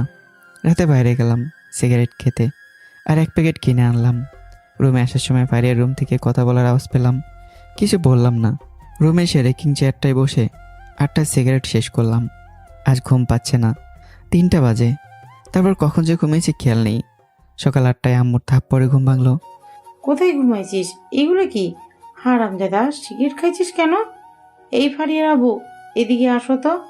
কই আসছো? কিছু বললাম না। ওয়াশরুমে গেলাম। মাথা ঝিমঝিম করছে। গোসল করলাম। এতক্ষণে ফ্রেশ লাগছে। আম্মু খেতে দাও। আমাকে আম্মু ডাকবি না। ধ্যাত, আমি বাইরে চলে আসলাম। আম্মু ডাকলো, আব্বুও ডাকলো, কিন্তু শোনার ইচ্ছে নেই। যা হবার হবে। আম্মু ইরার সাথে কথা বলছে আর বলছে ও আমাকে না নিয়ে গেলে আমিও যাব না। আর আমার ভাবনা, এই পৃথিবীতে থাকতে থাকতে বোরিং হয়ে গেলে মরে যাব। জানি না এটা ডিপ্রেশন নাকি অন্য কিছু। বাইরের দোকান থেকে নাস্তা করে ঘুরে ফিরে দুপুরে বাসায় আসলাম। বাবা, কি হয়েছে তোর? এমন পাগলামি করছিস কেন? কিছু হয়নি। খিদা লাগছে, খাবার দাও। ফ্রেশ হয়ে আসছি। রুমে আসতে শুনলাম ফারি আবারও ফোনে কথা বলছে। এই ফোন কই পাইছিস? কালকে রাতেও শুনছি ফোনে ফিস করিস। কার ফোন এটা? ভাবির। তুই নিছিস কেন? বেয়াদব। ঠাস করে একটা মেরে দিলাম। ভাবি তো চালাই না, তাই। চুপ, দেখি ফোনটা। না। আরেকটা দেবো কিন্তু। তারপর ফোনটা জোর করে নিয়ে রুমে চলে আসলাম। ফোন রেখে ফ্রেশ হয়ে খেয়ে নিলাম। পরে রুমে এসে দরজা লক করে বেলকনিতে এসে চেয়ারে বসে একটা সিগারেট জ্বালিয়ে ফোনটা দেখলাম। না, মেসেজ বক্স লক করা। তার মানে কিরা? না, আর ভাবতে পারছি না। আরেকটা সিগারেট ধরালাম। ফোনে দেখি এমবি কেনা। ফেসবুকে ঢুকে দেখি কিউট পাগলি আইডি থেকে সানি নামে একটা ছেলের সাথে অনেক মেসেজ। আর কি নোংরা কথা। আমার মনে হয় না কোনো সুস্থ মস্তিষ্কের মানুষ এভাবে কথা বলে। এগুলো প্রেম? কল লিস্টে ছেলেটার নাম্বার খুঁজে পাচ্ছি না। তবে জুইতে একটা নাম্বার থেকে প্রচুর কল আসছে দেখা যায়। বুঝতে আর বাকি রইল না এই কোড নাম কার। ফোনটা ভেঙে ফেললাম। না বুঝে জেনে ইরাকে কত কষ্ট দিয়েছি। অনেক বড় ভুল করেছি। সন্ধ্যার সময় ইরাদের বাসার সামনে দাঁড়িয়ে আছি। বেল বাজাতেই ও দরজা খুলল। আম্মু মনে হয় আগে ফোন দিয়ে বলে দিছে আমি যাব। কেন আসছো? সরি। গাদির বাচ্চা করে কি? শ্বশুরমশাই খুক খুক করে কাশি দিচ্ছে। ও রুমে চলে গেল। আমিও পিছে পিছে গেলাম। কি কথা বলবে না? না, বলবো না, চলে যাও। ভালোবাসো না আমাকে? এরা চুপ করে আছে। এরা কথা বলছে না, চুপ করে আছে। তাই পকেট থেকে সিগারেট ছিল, ধরাবো? এখানে সিগারেট খাওয়া যাবে না। বেলকনিতে এসে ধরালাম। 3টা সিগারেট শেষ করলাম। ও রুম থেকে দেখছে। আরেকটা জ্বালাবো। কি মনে করো নিজেকে? এত কষ্ট কেন দিবে? সিগারেটটা ফেলে দিয়ে জড়িয়ে ধরলো। এত মার আমি কখনো খাইনি। আমি মারবো? চোখ মুখ এমন হয়েছে কেন? এত ভালোবাসো? কখনো তো বুঝলে না, শুধু কষ্টই দিয়ে গেলে। আমাকে কি মাফ করা যায় না? অনেক ভালোবাসতে হবে, পারবা? কিন্তু ভুল করলে তো বলে মাসুল দিতেই হয়। আমার বেলাও হয়েছে। এরা হয়তো কখনো মা হতে পারবে না। কিছুক্ষণ পর মীরা চলে গেল। আম্মু ডাকছে খেতে। রাতের খাবার সবাই একসাথেই খেলাম। ঘুমানোর সময় এই আদর করো। জড়িয়ে ধরলাম। আর দূরে দূরে রাখবা। জানো তুমি যখন অবহেলা করতে আমার মরে যেতে ইচ্ছে করতো। কলিজা, আর বলো না। অনেকদিন পর আজ এদের সাথে অনেক আনন্দ হচ্ছে। বুকে শুয়ে। একটা কথা বলি? হুম। তোমার মেয়ে বেবি চাই না ছেলে? কোনোটাই না। দেখ দিল কিল, বলো না। বেবি নিয়ে অনেক রিস্ক। অনেকে মরে যায়। আমি চাই না রিস্ক নিতে। তোমাকে ছাড়া আমি থাকতে পারবো না বলে আরেকটু চেপে ধরলাম বুকের সাথে। এমন হইলে কেউ বেবি নিত না। কিচ্ছু বোঝে না। এই শোনো না, আমার না মেয়ে বেবি অনেক পছন্দ। ছোট্ট ছোট্ট হাত পা আমি কোলে নিয়ে রাখবো। কিছু বলছো না কেন? ঘুমাও। আবার? ঘুমাও না, অনেক রাত হয়েছে তো। এরা চুপ করে কাঁদছে। পাগলি একটা, কিছু বললো না। সকালে? এই উঠো। এত সকালে? ওয়াশরুমে যাব। তো যাও। হেঁটে যেতে মন চায় না তো। একটু ঘুমোতে দাও না। নো, ঘুম। উফ। তারপর ওয়াশরুম থেকে এসে আবারও শুয়ে পড়লাম। এরা গোসল করে তোয়ালে পরে রুমে আসলো। হয়তো ভেবেছে আমি দুষ্টুমি করব, কিন্তু আমার প্রচুর ঘুম পাচ্ছে। আমি ঘুমিয়ে আছি দেখে ওর মনটা একটু খারাপ হলো, কিন্তু কিছু বললো না। শাড়ি পরে ঠোঁটে হালকা লিপস্টিক, চোখে কাজল আর কপালে একটা কালো টিপ দিল। এরা মনে মনে বলছে ঘুমাও, পরে দুষ্টুমি করতে আসলে খবর আছে। ও আকর্ষণ করার জন্য এমন সেজেছে। আবার আমি কাছে গেলে অনেক কথা শোনাবে এমন মনস্থ করে রেখেছে। তারপরও আম্মুর কাছে কিচেনে গেল। উনি ভোরবেলা ঘুম থেকে উঠেই থালা বাসন সব কিছু পরিষ্কার করে তারপর নাস্তা বানায় আর চা করে। আম্মু চা বানাইছো? তুই কেন আসিস মা এত সকালে? আমি সব পারি, দাও আমি চা বানাচ্ছি। আরে পাগলি, তুই যা, আমি বানিয়ে দিচ্ছি। সরো তো। তারপর এরা চা বানালো। আগে ওর আব্বুকে চা দিল, তারপর রুমে এসে চায়ের কাপটা রেখেই এই যে স্যার ওঠেন। খপ করে ওর হাতটা ধরে ফেললাম। দেখো ভালো হচ্ছে না কিন্তু। ভালো খারাপ পরে দেখা যাবে বলেই ওকে টান দিতেও ব্যালেন্স হারিয়ে পড়ে গেল বুকের মাঝে। দেখো দরজা কিন্তু খোলা আছে। তো বেহাই, চা ঠান্ডা হয়ে যাচ্ছে। তুমি থাকতে চা কেন? ছাড়ো বলছি। ছি, দিল সব নষ্ট করে। এখন যাও। ফাজিল শয়তান। যাওয়ার সময় একটা কিল দিয়ে ভোগ করে বেঞ্চকে দিয়ে চলে গেল। আচ্ছা আরেকবার আসো। ইরামক বেঞ্চকে দিয়ে চলে গেল। আজও পাবলিক নিজেই সুযোগ দেয় আবার নিজের রাগ দেখায়, কিন্তু আমি জানি হইতে অনেক আনন্দ পায়। আসলে চা ঠান্ডা হয়ে শরবত হয়ে গেছে। চা না খেয়ে ওয়াশরুমে গেলাম ফ্রেশ হতে। দাঁত মাজবো কিন্তু ব্রাশ তো নেই। ইরারটা নেব কি? আমি সাথে সাথে ইরার ব্রাশে পেস্ট লাগিয়ে ব্রাশ করে নিলাম। তারপর কাপড় পাল্টে গোসল করে নিলাম। তোয়ালে পরে রুমে আসলাম, কিন্তু এখন পরবো কি? এই একটু এদিকে আসবে? কিচেন থেকে ভাবছে দুষ্টুমি করার ধান্দা, যাবো না। কই এইরা? যা, তোকে ডাকছে না? ডাকতে দাও। দেখ তোয়ালে পরে খাটে বসে ফোন টিপছি। আধা ঘন্টা পর মীরা রুমে আসলো। দুলা ভাই, নাস্তা পড়তে আসেন। এভাবেই যাই খাচ্ছুন্নি ছাগলের সাউ। হয়তো শুনেছে, কিন্তু না শোনার ভান করে হাসতে হাসতে চলে গেল। নিচে নাস্তার টেবিলে ওর আপুকে বলল, দুলা ভাই তোয়ালের পরে বসে আছে, অনেক রেগে আছে, তুই যা। কি এভাবে বসে আছো কেন? ও হাসতে হাসতে রুমে আসলো। তোমার বাপের মাথা। ইস কি রাগ। কি পরবো এখন? যা পরে আসছো ওগুলোই পরো। ওগুলো ওখানে ভিজে পড়ে আছে। লুঙ্গি পরবে? না। তাহলে এভাবেই থাকো। আচ্ছা আনো। নাই মামার চেয়ে কানা মামাই ভালো। তারপর লুঙ্গি আর শার্ট পরলাম। যদিও বাইরে ঠান্ডা, হয়তো দরজা জানালা বন্ধ থাকে তো অনুভব হচ্ছে না, কিন্তু কথা সেটা না। ভয় হচ্ছে এই লুঙ্গি নিয়ে, যদি একবার খোলে। আচ্ছা তুমি যাও, আমি ডিটারজেন্ট দিয়ে কাপড়গুলো ভিজিয়ে দিচ্ছি। শোনো, এখানে আমার বেল্ট আছে, ওটা আনো তো। কেন? পরবো। তুমি লুঙ্গির সাথে বেল পরবে? পরবো, যদি লুঙ্গি খুলে যায় তাই লুঙ্গির সাথে পরবো। হায় আল্লাহ, আমি কাকে নিয়ে সংসার করি। এরা লুঙ্গি এনে দিলে আমি সেটা পরে নিলাম। এখন নিশ্চিন্তে নিচে যাওয়া যাক। নিচে আসতে শ্বশুরমশাই একবার তাকিয়ে হাসলো। বসো বাবা বসো। আমিও দাঁত কেলিয়ে হাসলাম। কেমন বুয়া বুয়া লাগে। একটু পর ইরা আসলো। কই ওকে দাও। শাশুড়ি আম্মা প্লেটে পরোটা সবজি দিল। তুইও বস। তারপর সবাই নাস্তা করলাম। আম্মু বিকেলে চলে যাব। কেন? আম্মু তাড়াতাড়ি এরা কিনে বাসায় যেতে বলেছে। আরে 2-1 দিন থাকতে হবে। বিকেলে কাপড় শুকায়নি, কিন্তু আমি তো বাসায় যাব। আইডিয়া। আয়রন মেরে কাপড় শুকিয়ে নিলাম। শাশুড়ি আসতে বারণ করেছিল, কিন্তু আমি এক কথার লোক, চলে আসছি। সময় যত যাচ্ছে এরা ততই মোটা হচ্ছে, আর রাগও বাড়ছে। কিছু বললেই বলে বাপের বাড়ি চলে যাবে। সেদিন রাতের বেলা এরা একটা নেল পালিশ নিয়ে নখে রং লাগিয়ে ফু দিচ্ছে। ওর মনোযোগ ওই দিকেই, আমার দিকে না তাকিয়ে বলল, একটা কাজ করতে পারবে কালকে? কি কাজ? আমার ওই গোলাপি রঙের শাড়িটা আছে না, যেটা কয়েকদিন আগে কিনে দিলে, ওটা কাল সকালে ডিটারজেন্টে ভিজিয়ে রাখলে তুমি ধুয়ে দিতে পারবে? আচ্ছা লন্ড্রিতে দেই? না না, লন্ড্রিতে দেওয়ার অপচয়, তাছাড়া ওরা নষ্ট করে ফেলে, তুমি তো যত্ন করে ধুয়ে দেবে। আমি ডিটারজেন্টে ভিজিয়ে দিলে তুমি ধুয়ে ফেলতে পারবে না? আমি নোকে নেল পালিশ লাগাচ্ছি, দেখছো না এগুলো অযথা নষ্ট হবে। এত কথা বাড়িও না তো, ধুয়ে দিও। আর হ্যাঁ, সকাল সকাল উঠে ডিটারজেন্টে ভিজিয়ে দিও। তুমি না বললে তুমি ডিটারজেন্টে ভিজিয়ে রাখবে? তুমি তো ভিজিয়ে রাখতে চাইলে, সকাল সকাল ভিজিয়ে রেখে অফিসে যাবার আগে ধুয়ে দিও, কেমন? না বলার সাহস নাই, নলে হাতে যা পাবে তা দিয়ে মারতে আসবে। লোকে কি বলবে এটা শুনলে? আবার আমি যদি কিছু করি তো উনি রেগে বেলুনের মতো ফুলে উঠবে। কি আর করার। পরদিন সকালে ঘুম থেকে উঠে বাথরুম করে ডিটারজেন্টে শাড়িটা ভিজিয়ে দিলাম। ও ঘুমাচ্ছে। পরে আমি এসে আবার শুয়ে পড়লাম। ঘুমিয়ে গেছি। 7টার সময় এরা উঠে ফ্রেশ হয়ে নাস্তা বানাতে গেল। সবার চা দিয়ে আমারটাও দিয়ে গেল। চা খেয়ে একটু বেলকুনিতে হাঁটাহাঁটি করে গোসল করে নিজের কাপড় আর ওর কাপড় কেচে রেডি হয়ে নিলাম অফিসে যাব বলে। সবাই একসাথে নাস্তা করলাম। তারপর আব্বুর সাথে অফিসে চলে আসলাম। দিন যাচ্ছে, আব্বু কাছ থেকে ভার মুক্ত হচ্ছে।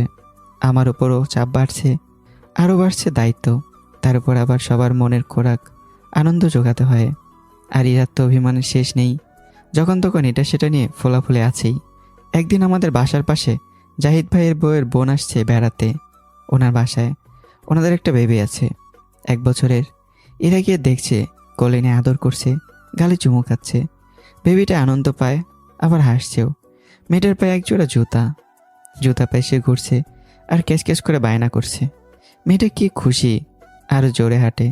মেয়েটা কোথায় যায় ওর জুতোর শব্দ শুনে বুঝে যায় সবাই। এরা কয়েকবার জুতো টিপে আওয়াজ করলো। আমি অফিসে ছিলাম, ও বিকেলে ফোন করলো। এই শোনো না, আমি বুঝে গেছি কিছু একটা আবদার করবে। ওর আবদার শুনলে আমার ভয় করে। এমন আবদার করে যা কোনো মানুষের পক্ষে পূরণ করা সম্ভব না। কিছু বলবে, তারপর ও যা বললো তা শুনে আমি যেন কোমায় চলে গেলাম। ওই আসার সময় একটা বেরি নিয়ে এসো তো। আজব তো, বেবি আমি কোথায় পাবো? তুমি আনবা, ব্যাস। কই পাবো? বেবিকে বাজারে কিনতে পাওয়া যায়? আমি জানি, আনতে বলছি, আনবা। বলেই কল কেটে দিল। উফ, টেনশনে আমার কপাল দিয়ে ঘাম বেরোচ্ছে। ও যা বলে তা করতে না পারলে কত কৈফিয়ত দিতে হয়। পাগলকে বোঝালে হয়তো বুঝবে, কিন্তু এরাকে বোঝানো ইম্পসিবল। আচ্ছা, ওকে ডলের কথা বলেছে নাকি? ডলই হবে হয়তো, কারণ বেবি তো আর বিক্রি হয় না। রাতে বাসায় ফেরার সময় একটা ডল আর 2 প্লেট ফুচকা, 2টো পার্সেল নিলাম। বাসায় এসে কলিং বেল বাজাতে আম্মু দরজা খুললো। কিরে, পুতুল কাহার জন্য? কাউকে দিবি নাকি? ইরার জন্য। কি, ও পুতুল নিয়ে খেলবে নাকি? এরা দিকে খাবার টেবিলের কাছে দাঁড়িয়ে রাগে ফুলছে, চোখ মুখ লাল হয়ে আছে। তুমিও না আম্মু? কাউকে দিবে হয়তো। একটা প্যাকেট আম্মুকে দিলাম, না এটা ফারিয়াকে দিও। কইও? রুমে বই পড়ে যা, তুই ফ্রেশ হয়ে নে। রুমে আসতে এরা পিছন পিছন আসলো। ডলটা বিছানায় রেখে প্যাকেটটা ওর হাতে দিতেই ছুঁড়ে মারলো দেয়ালের দিকে। ফুচকা চ্যাপটা হয়ে উপরের কাগজের প্যাকেট ছেড়ে পলিথিনের খাপ দেখা যাচ্ছে। তোমাকে ডল আনতে কে বলছে? তুমি তো বলছো। আমি ডলের কথা বলছি? আম্মুর সামনে কেমনে বললা? তো কি বলছো? বলছি না বেবি আনতে। এবার আমারই রাগ উঠতেছে। তোমার বাপ দাদা 14 গোষ্ঠী শুনছিনি বেবি বিক্রি হয়। খবরদার, বাপে যাবে না। আমি সিনেমাতে দেখি না। আরে সিনেমার বাস্তব জীবন এক না। তোমার ফোন দাও, আমি এখনই গুগল থেকে সার্চ করে বের করছি। গুগলের মায়েরে বাপ, এই পাগলিরে কেমনে বোঝাই? আমার খিদা লাগছে, খেতে দাও। কালকে বেবি না আনলে খবর আছে। আজকে কিছু বলবো না, যাও ফ্রেশ হয়ে নাও। তারপর ফ্রেশ হয়ে কাপড় চোপড় পাল্টে সবাই একসাথে খেলাম। রুমে এসে শুয়ে আছি। একটু বড় সব কিছু গুছিয়ে রুমে আসলো। দুজনে শুয়ে পড়লাম কম্বলটা টেনে। এরা সাধারণত শুয়ে পড়া মাত্রই ঘুমিয়ে যায়, কিন্তু আজ ঘুমোচ্ছে না, এপাশ ওপাশ করছে। মনে হচ্ছে ওর মেজাজটা কোনো কারণে চটে আছে। হঠাৎ উঠে বসে বেশ ঝাঁঝালো কণ্ঠে বলল, তুমি কি কিছু দিছো? আমি খুব ধীরে উঠে বসলাম। কি দেব? কি বিষয়ে কি দেব? এরা কণ্ঠস্বর আরো কঠিন করে বলল, একদম সাহিত্যগিরি দেখাতে আসবা না আমার সাথে। স্বাভাবিক মানুষের মতো কথা বলবে। বাংলা ভাষা আজকে আরেকটু সমৃদ্ধি হয়ে গেল। বাংলা ভাষার হয়তো সাহিত্যিকগিরি বলে কোনো শব্দ ছিল না, এরা আজকে আবিষ্কার করে দিল। আমি চুপি চুপি মুচকি আসতে আসতে ভাবছি, আমার কি গর্ব করা উচিত? এরা নাকি হাত চাপতে চাপতে বলল, তুমি কি এই গন্ধটা ছাড়ছো কিনা বলো। মিথ্যা বললে আজকে খবর আছে। না না, কি বলে এসব? আমি সকালে এক গাদা টয়লেট করেছি, আমি কিছু দেইনি, বাইরে থেকে আসছে মেবি, আমিও পাচ্ছি। এরা কপাল কুঁচকে সন্দেহ নিয়ে আমার দিকে তাকালো। দাঁড়াও। বলেও আম্মু যে রুমে নামাজ পড়ে সেখান থেকে একটা নুরানি কায়দা নিয়ে আসলো। ফারিয়া পড়তো আগে। এটা ছুঁয়ে বলো। আরে আরে, কি যে করো না তুমি, এত রাতে এসব কেন? তুমি এটা ছুঁয়ে বলবা নাকি বলবা না? আমি আরেকটা অজুহাত দাঁড় করালাম। আমি নাপাক শরীরে এটা কেমনে ছোবো? পাপ হবে তো। এরা চোখ লাল হয়ে যাচ্ছে। আপাতত আমি আর রাগাতে চাই না। আসলে আমার অ্যাসিডিটিটা একটু। আমার সম্পূর্ণ কথাও শুনলো না। আমায় ধরে টানতে টানতে সিঁড়ি দিয়ে নামিয়ে বাসার ভিতর থেকে বের করে দিল। কিছুক্ষণ দরজার বাইরে অপেক্ষা করলাম। ভাবছিলাম একটু পরে দরজা খুলবে, খুলে বলবে ভেতরে আসো। দরজা খুললো না। বেশ অনেকক্ষণ অপেক্ষা করে বেরিয়ে পড়লাম। বাইরে প্রচণ্ড কুয়াশা, সারা শহরে জেঁকে বসে আছে। আমি হাঁটছি, হাঁটতে হাঁটতে আপাতত অনেকটা সামনে এগিয়ে এসেছি। সামনে একটা চায়ের দোকান ছাড়া কিচ্ছু নেই, সব দোকানপাট বন্ধ। মাঝে মাঝে একটা দুটো ট্রাক বা ভ্যান যাচ্ছে। এমন ব্যস্ত রাস্তার এই শান্ত রূপ সত্যি শহরের প্রেমে ফেলে দিতে পারে। প্রেমের কথা বলে এরার কথা মনে পড়ে গেল। এখন কি করছে কে জানে। আমার আপাতত প্রচণ্ড শীত করছে। বের হয়ে আসার সময় চাদরটা ভাগ্যিস হাতের কাছে পেয়েছিলাম, তবে চাদরও শীত বাঁধছে না। 1 কাপ চা খেতে ইচ্ছে করছে, কিন্তু মানিব্যাগটা নিয়ে আসা হয়নি।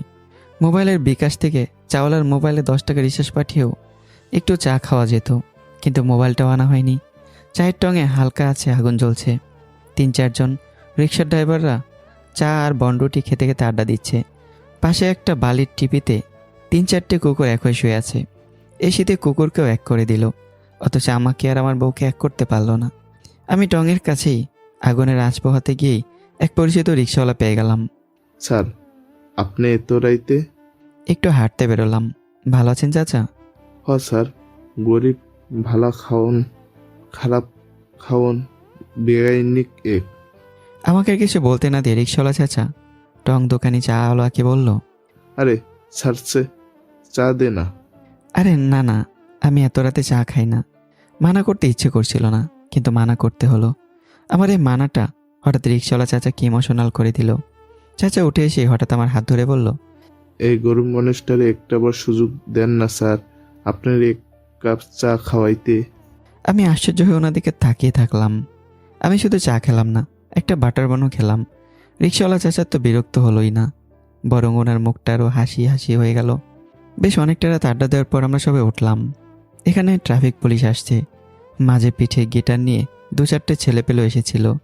কুকুরগুলো উঠেও কয়েকবার চক্কর কেটে আবারও এক জায়গায় শুয়ে পড়লো। আমি হাঁটতে হাঁটতে আরও সামনে গিয়ে গেলাম। এখন বুঝতে পারছি না বাসা ফেরা উচিত হবে কিনা। এত রাতে বউ নিশ্চিন্তে কাঁচা ঘুমে আছে। তাছাড়া কার্টিসি বলেও একটা বিষয় আছে। কারো বাসায় কি কেউ এত রাতে যায়? ওটা এখন তো আর আমার বাসা নেই। আমি ঠিক করলাম ফুটপাতে শুয়ে পড়ব। একটু তুলনামূলক পরিষ্কার জায়গায় শুয়ে চাদরটা দিয়ে পা থেকে মাথা অবধি ডেকে নিলাম। মুহূর্তেই ঘুমিয়ে পড়লাম। একটা পুলিশের লাঠির গুঁতনিতে একটু পরেই ঘুম ভাঙলো। শালা শান্তি কোথাও নেই। আপাতত পুলিশ গাড়ি থামিয়ে ওরা আমার চারপাশে উপরে আমাকে দেখছে। যতটুকু বোঝা যাচ্ছে ওরা ভেবেছে আমি কোনো লাশ হব। আমি উঠে বসলাম। এবার ওদের সন্দেহ পাল্টে গেল। ওরা এখন ভাবছে আমি নেশাগ্রস্ত কিনা। পুলিশের যে সিনিয়র অফিসারটা ওখানে আছেন, তিনি আমার সাথে কিছুক্ষণ কথা বললেন। নাম ঠিকানা বায়োডাটা জিজ্ঞাসা করলেন। আমি সব জবাব দিলাম। তারপর উনি আমাকে বললেন একটু হেঁটে দেখাতে। ঘুম থেকে উঠলে সাধারণত মানুষ একটু টলে, কিন্তু এখন টললেই বিপদ। তাই আমি রোবটের মতো হাঁটলাম। তারপর ওনারা হাত দিয়ে আমাকে ভালো করে চেক করলেন। একটা ছোট মোটো পুলিশ পেছন থেকে বলল, স্যার, ভেতরে দেখেন কিছু লুকিয়ে টুকিয়ে রেখেছেন নাকি। দেখেন, আমি ভেতরে আন্ডারওয়্যার পরিনি। আমাকে প্যান্ট খুলতে পারবেন না। আমি বুঝতে পারছি আমাদের নিরাপত্তার জন্য এসব করছেন, তবুও। পুলিশের বড় অফিসার হাসলেন। হেসে আমার কাঁধে হাত রেখে বললেন, তা এখানে ঘুমাচ্ছেন কেন? একটু হলেই তো লাশ ভেবে মর্গে পাঠিয়ে দিতাম। আসলে নতুন বিয়ে করেছি তো। আমার মুখ থেকে কথা টেনে নিয়ে অফিসার করুণ কণ্ঠে বললেন, ও আই সি। আমিও বউয়ের জ্বালায় রাতে ডিউটি করি। 7 দিনের মধ্যে 5 দিনের ঝগড়া করেই পুলিশ স্টেশনেই মেয়ে কিছু বলতেও পারেনি। বিয়ে করে স্বাধীন জীবনটা পরাধীন করছি। বুকে আসো ভাই। তারপর কোলাকুলি করলাম অফিসারের সাথে। অফিসার বলল, সকাল হতে বেশি দেরি নেই, তাই এখন বাসায় যাও। আমি বাসার দিকে আসছি। অফিসার তার দল সমে বিদায় নিল। আমি হাঁটছি। এখন বাসার দিকে একবার যাওয়া যাক। সকাল হতে খুব একটা দেরি নেই। বাসায় গিয়ে কলিং বেল দিতেই দেখি ইরা তড়িঘড়ি করে দরজা খুলে আমাকে প্রচণ্ড জোরে জড়িয়ে ধরে কাঁদতে শুরু করলো। আমার বুকের ভেতরটা কেমন যেন করতে শুরু করলো। ওর কান্না আমার একদম সহ্য হয় না। কই ছিলা সারা রাত? আমি সারা রাত তোমার আত্মীয় স্বজন বন্ধু বান্ধব সবার নাম্বারে কল দিয়ে ফেলেছি। কোথায় ছিলে তুমি? তুমি তো বের করে দিলে। আমার বুকের মধ্যে নাক ঘষতে ঘষতে ও সোহাগী কণ্ঠে বলল, তো কিছুক্ষণ কলিং বেল বাজালে কি হতো? আমি তো খুলে দিতাম। আমি আর কিছু বললাম না। হঠাৎ কি যেন মাথায় আসা মাত্রই ও সরে গিয়ে কপাল কুঁচকে আমাকে জিজ্ঞাসা করলো, তুমি সত্যি কোথায় ছিলে বলো তো? বিশ্বাস করো, ফুটপাতে ঘুমাইছি। সত্যি? তোমার দিব্যি। হয়েছে, এখন গিয়ে ফ্রেশ হয়ে নাও। কেউ এখনো ওঠেনি। এরা নাস্তা বানাতে গেল। জীবনটাই বেদনা। রাস্তায় রাত কাটিয়ে এসে দাঁত ব্রাশ করে গোসল করে নিলাম। কি ঠান্ডা, কিন্তু অফিসে তো যেতে হবে।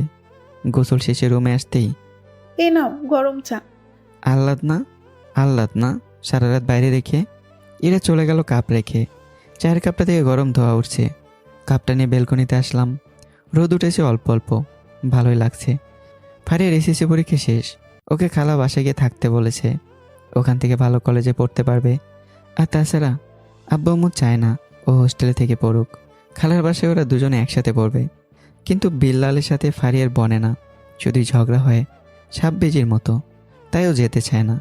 সময় যাচ্ছে, সুখী সংসার। তবে এত সুখের মাঝেও বাসায় কিছু একটা কমতি আছে, শূন্যতা লাগে। কয়দিন পর ফারিয়া খালার বাসায় যাওয়ার পর বাসাটা আরও শুনশান হয়ে গেছে। কিছুদিন পর অফিস শেষে বাসায় এসে গেছি। এরা কাগজ পেন্সিল নিয়ে আঁকাকি শুরু করেছে। যে মেয়েটা আমি মেঝেতে মুজো খুলে রেখে আসলে আবার আমাকে দিয়ে তা তুলে নিত, আমি ঘর নোংরা করলে আমাকে বকাবকি করতো, সেই মেয়েটা এখন ইচ্ছে মতো ঘর নোংরা করছে। পেন্সিল ঘুরিয়ে ঘুরিয়ে ফুল লাগছে, রং করছে, আবার সেগুলো ফেলছে। এর আগে কখনো ওকে আঁকতে দেখিনি। আজ হঠাৎ শাড়ির আঁচল ঘুরিয়ে কোমরে গুজে সে একদম এমনটা হয়ে যাবে তা আমার কল্পনার বাইরে। অফিস থেকে ফেরার পর আমাকে বিছানার উপর কোট পরিয়ে বসিয়ে রেখেছে। ঠোঁটের এক পাশ দিয়ে জিভ বের করে কাগজে খসখস করে পেন্সিল ঘষছে। যতটা নাকছে ইরেজার দিয়ে তার চেয়ে বেশি ঘষে ঘষে মুছে নিচ্ছে। পেন্সিলে শার্প করে আবারও আঁকছে।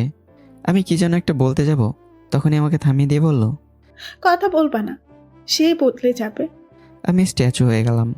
প্রায় আধ ঘন্টা স্ট্যাচু থাকতে থাকতে আমার জীবনের প্রতি মায়া যে মুহূর্তেই প্রায় ফুরিয়ে যাচ্ছিল। তখনই শান্তির বাণী ছাড়িয়ে এরা বলল, আঁকা শেষ?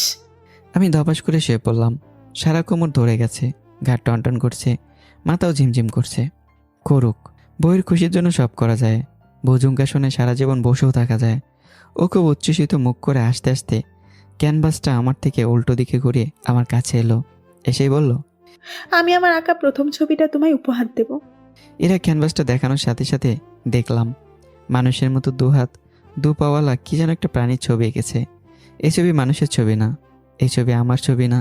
আমার মুখটা মলিন হয়ে গেল, কিন্তু তবুও জোর করে মুখ হাসি হাসি করে বললাম, বাহ, সুন্দর, খুব সুন্দর। তোমার পছন্দ হয়েছে? হ্যাঁ, খুব। আমার মলিন ভাব মুখে হাসি হাসি করে রাখলাম।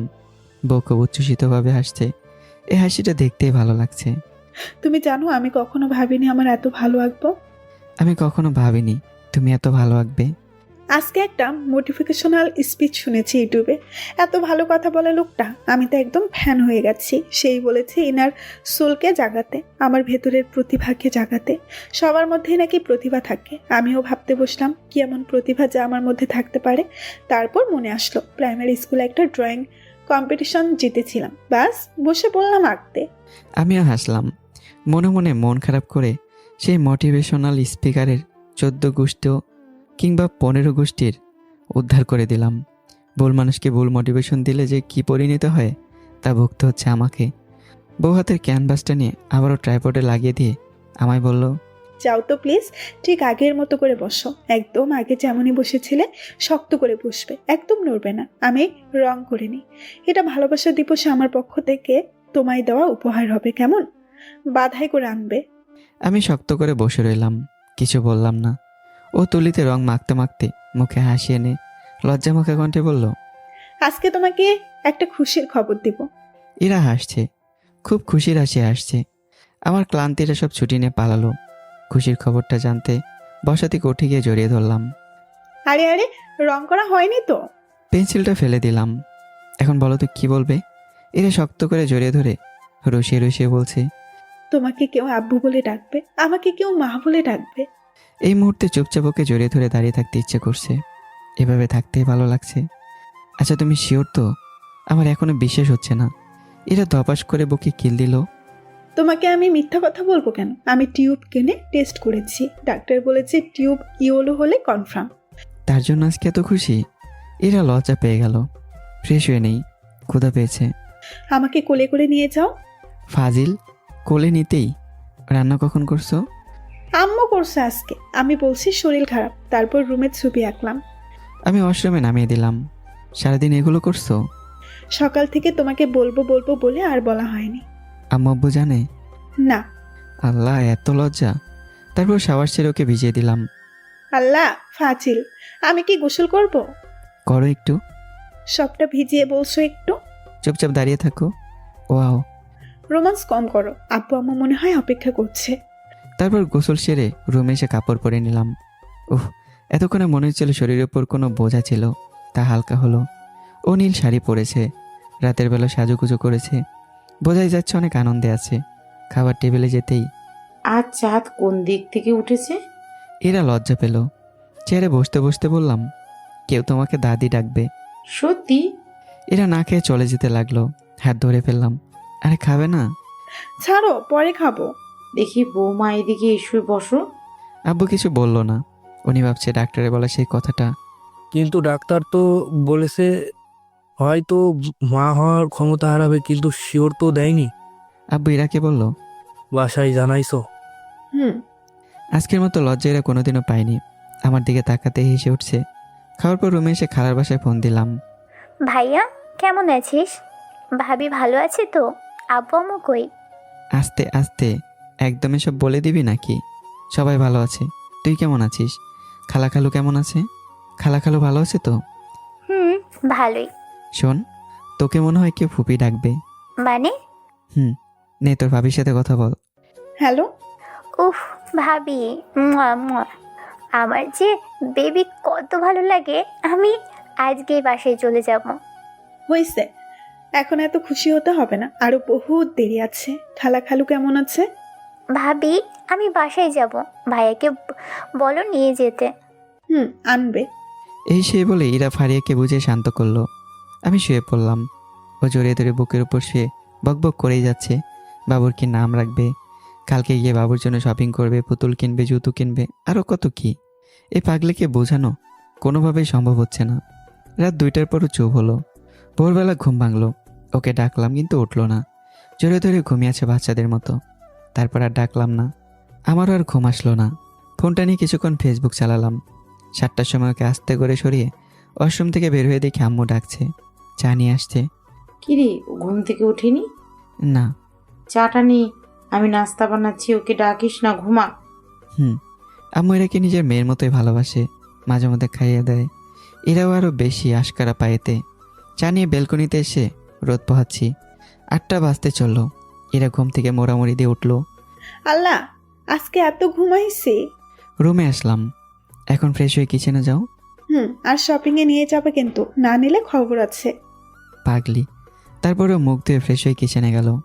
ঘুম ভাঙছে? হ্যাঁ। দেখি রুটিগুলো বেড়ে নাও তো। দাও। তারপর আম্মুর সাথে কাজে মন দিল। আমি গোসল করে রেডি হয়ে নিলাম। অফিসে যাব। আব্বু পেপার নিয়ে ছাদে গেছে, পড়বে। সবাই নাস্তা খেতে আসছি। এর আম্মুকে বলছে, আম্মা আমি রেডি হয়ে আসছি। কেন? শপিং করব। এত সকালে? ও তো চলে যাবে তাহলে।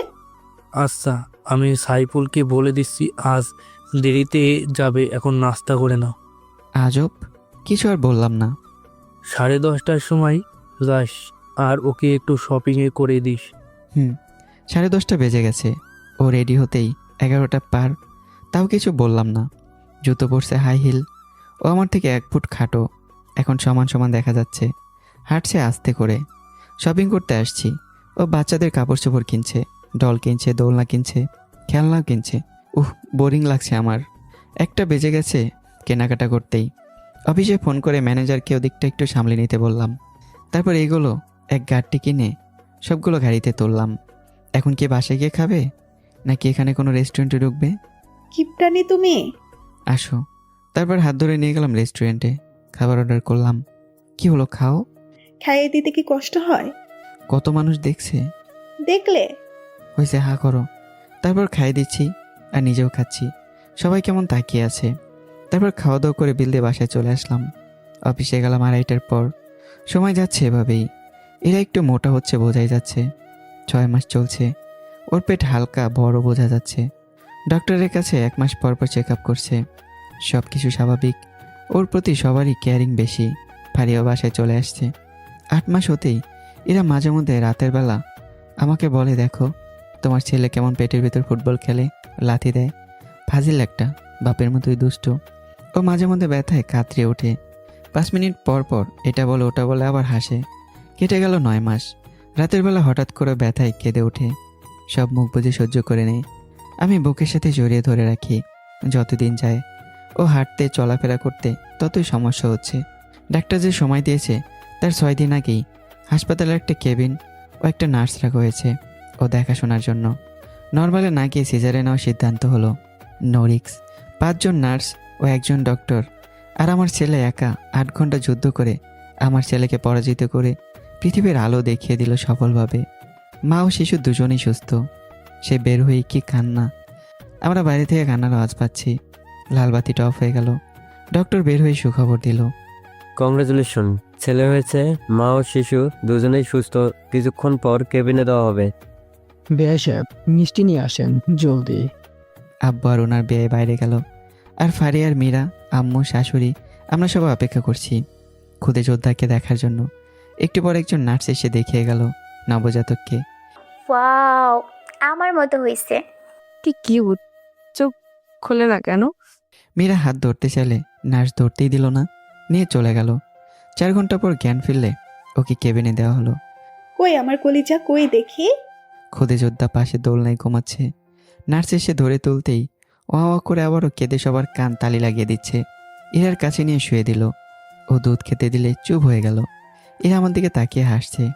7 দিন পর কাটা কাটা কিছুটা শুকালে বাসায় রিলিজ করে দিল। 17 দিন পর সেলাইয়ের সুতোগুলো কাটা হলো। ও দিন দিন সুস্থ হচ্ছে। ছোট নবাবকে নিয়ে সবসময় হইচই লেগে আছে বাসায়। ফারিয়া তো ছাড়েই না, ওর কোলেই ঘুমায়। কখনো দোলনায় রাখলে আব্বু এসে একা একা কথা বলে। কি দাদু ভাই, সারাদিনে তো শুধু ঘুমাও আর ঘুমাও। আকিকা করে নামও রাখা হয়েছে। নাম রেখেছে ফারিয়ার পছন্দ মতো, ফেরাবি আহমেদ ঈশান। সব কিছু কেমন পাল্টে যাচ্ছে। ব্যবসার উন্নতি হচ্ছে, ছেলে একটু একটু করে বড় হচ্ছে। ফেরাবি ওর মায়ের কথা একদমই শোনে না। বয়স 1 বছর হয়ে গেল, ও ভাত খেতেই চায় না। আর ইরা বুকের দুধও খেতে দেয় না। দাঁত উঠেছে, যখন তখন কামড় দেয়। ইরার সাথে সাথে চড়তাপ্প লাগিয়ে দেয়। ফেরাবির চুল খামচে ধরে। 1.5 বছর বয়স। ও সারাদিন তন্ন তন্ন করে ঘুরে বেড়ায়, কোথায় কি আছে খুঁজে বের করে। একদিন শুক্রবার বিকেলে ছাদে বসে সিগারেট খাচ্ছিলাম। ফোনে নিউজ দেখছি। সিগারেট শেষ করে কখন যে ছাদের অবশিষ্ট অংশ ফেলেছি খেয়ালই নেই। ফোন টিপছি, কিছুক্ষণ পর দেখি এরা তালি বাজাচ্ছে। বাবা, পেছনে দেখি ফেরাবি সিগারেটের ফেলে দেওয়া অংশ 2 আঙ্গুলের মাথায় নিয়ে টানছে। কাল থেকে 2 প্যাকেট সিগারেট আনবা, একটা তোমার জন্য আর একটা তোমার ছেলের জন্য। তুমি তো ছাড়বে না। এরা এসে সিগারেট ফেলেই ধবাস ধবাস করে 2টা বাড়ি দিল। 3 বারের বেলা আমি ধরে ফেললাম। পরে এরা নিজে কাঁদতে কাঁদতে ছাদ থেকে চলে গেল। ভাবছি এটা বাদ দিতেই হবে, কিন্তু এরা তো রাগ করে আছে। ও রাগ আগে ভাঙাতে হবে। ফেরাবিকে ওর দাদির কাছে দিয়ে রান্না করে দরজায় গেলাম। দেখছি ও এখনো কাঁদছে। এই শোনো না। যাও, বাপ বেটাই ভালো থাকো। সব খারাপ তো আমি একা, যার জন্য করলাম চুরি সেই বলেছ। আচ্ছা আর খাবো না। গা শুয়ে কসম করো। আমি চুপ করে আছি। জানতাম পারবে না ছাড়তে। আচ্ছা ছাড়ার চেষ্টা করব, এবারের মতো মাফ করে দাও। এখন কিস্টিস হবে না, যাও। না নিয়ে তো যাব না। এরা খুন্তিটা হাতে নিল। না থাক, যাচ্ছি। ছেলে আমার ঠিকই বলে। কি? কি শোনা? তারপর কাছে এসে দিয়েই দিল। এখন বলো।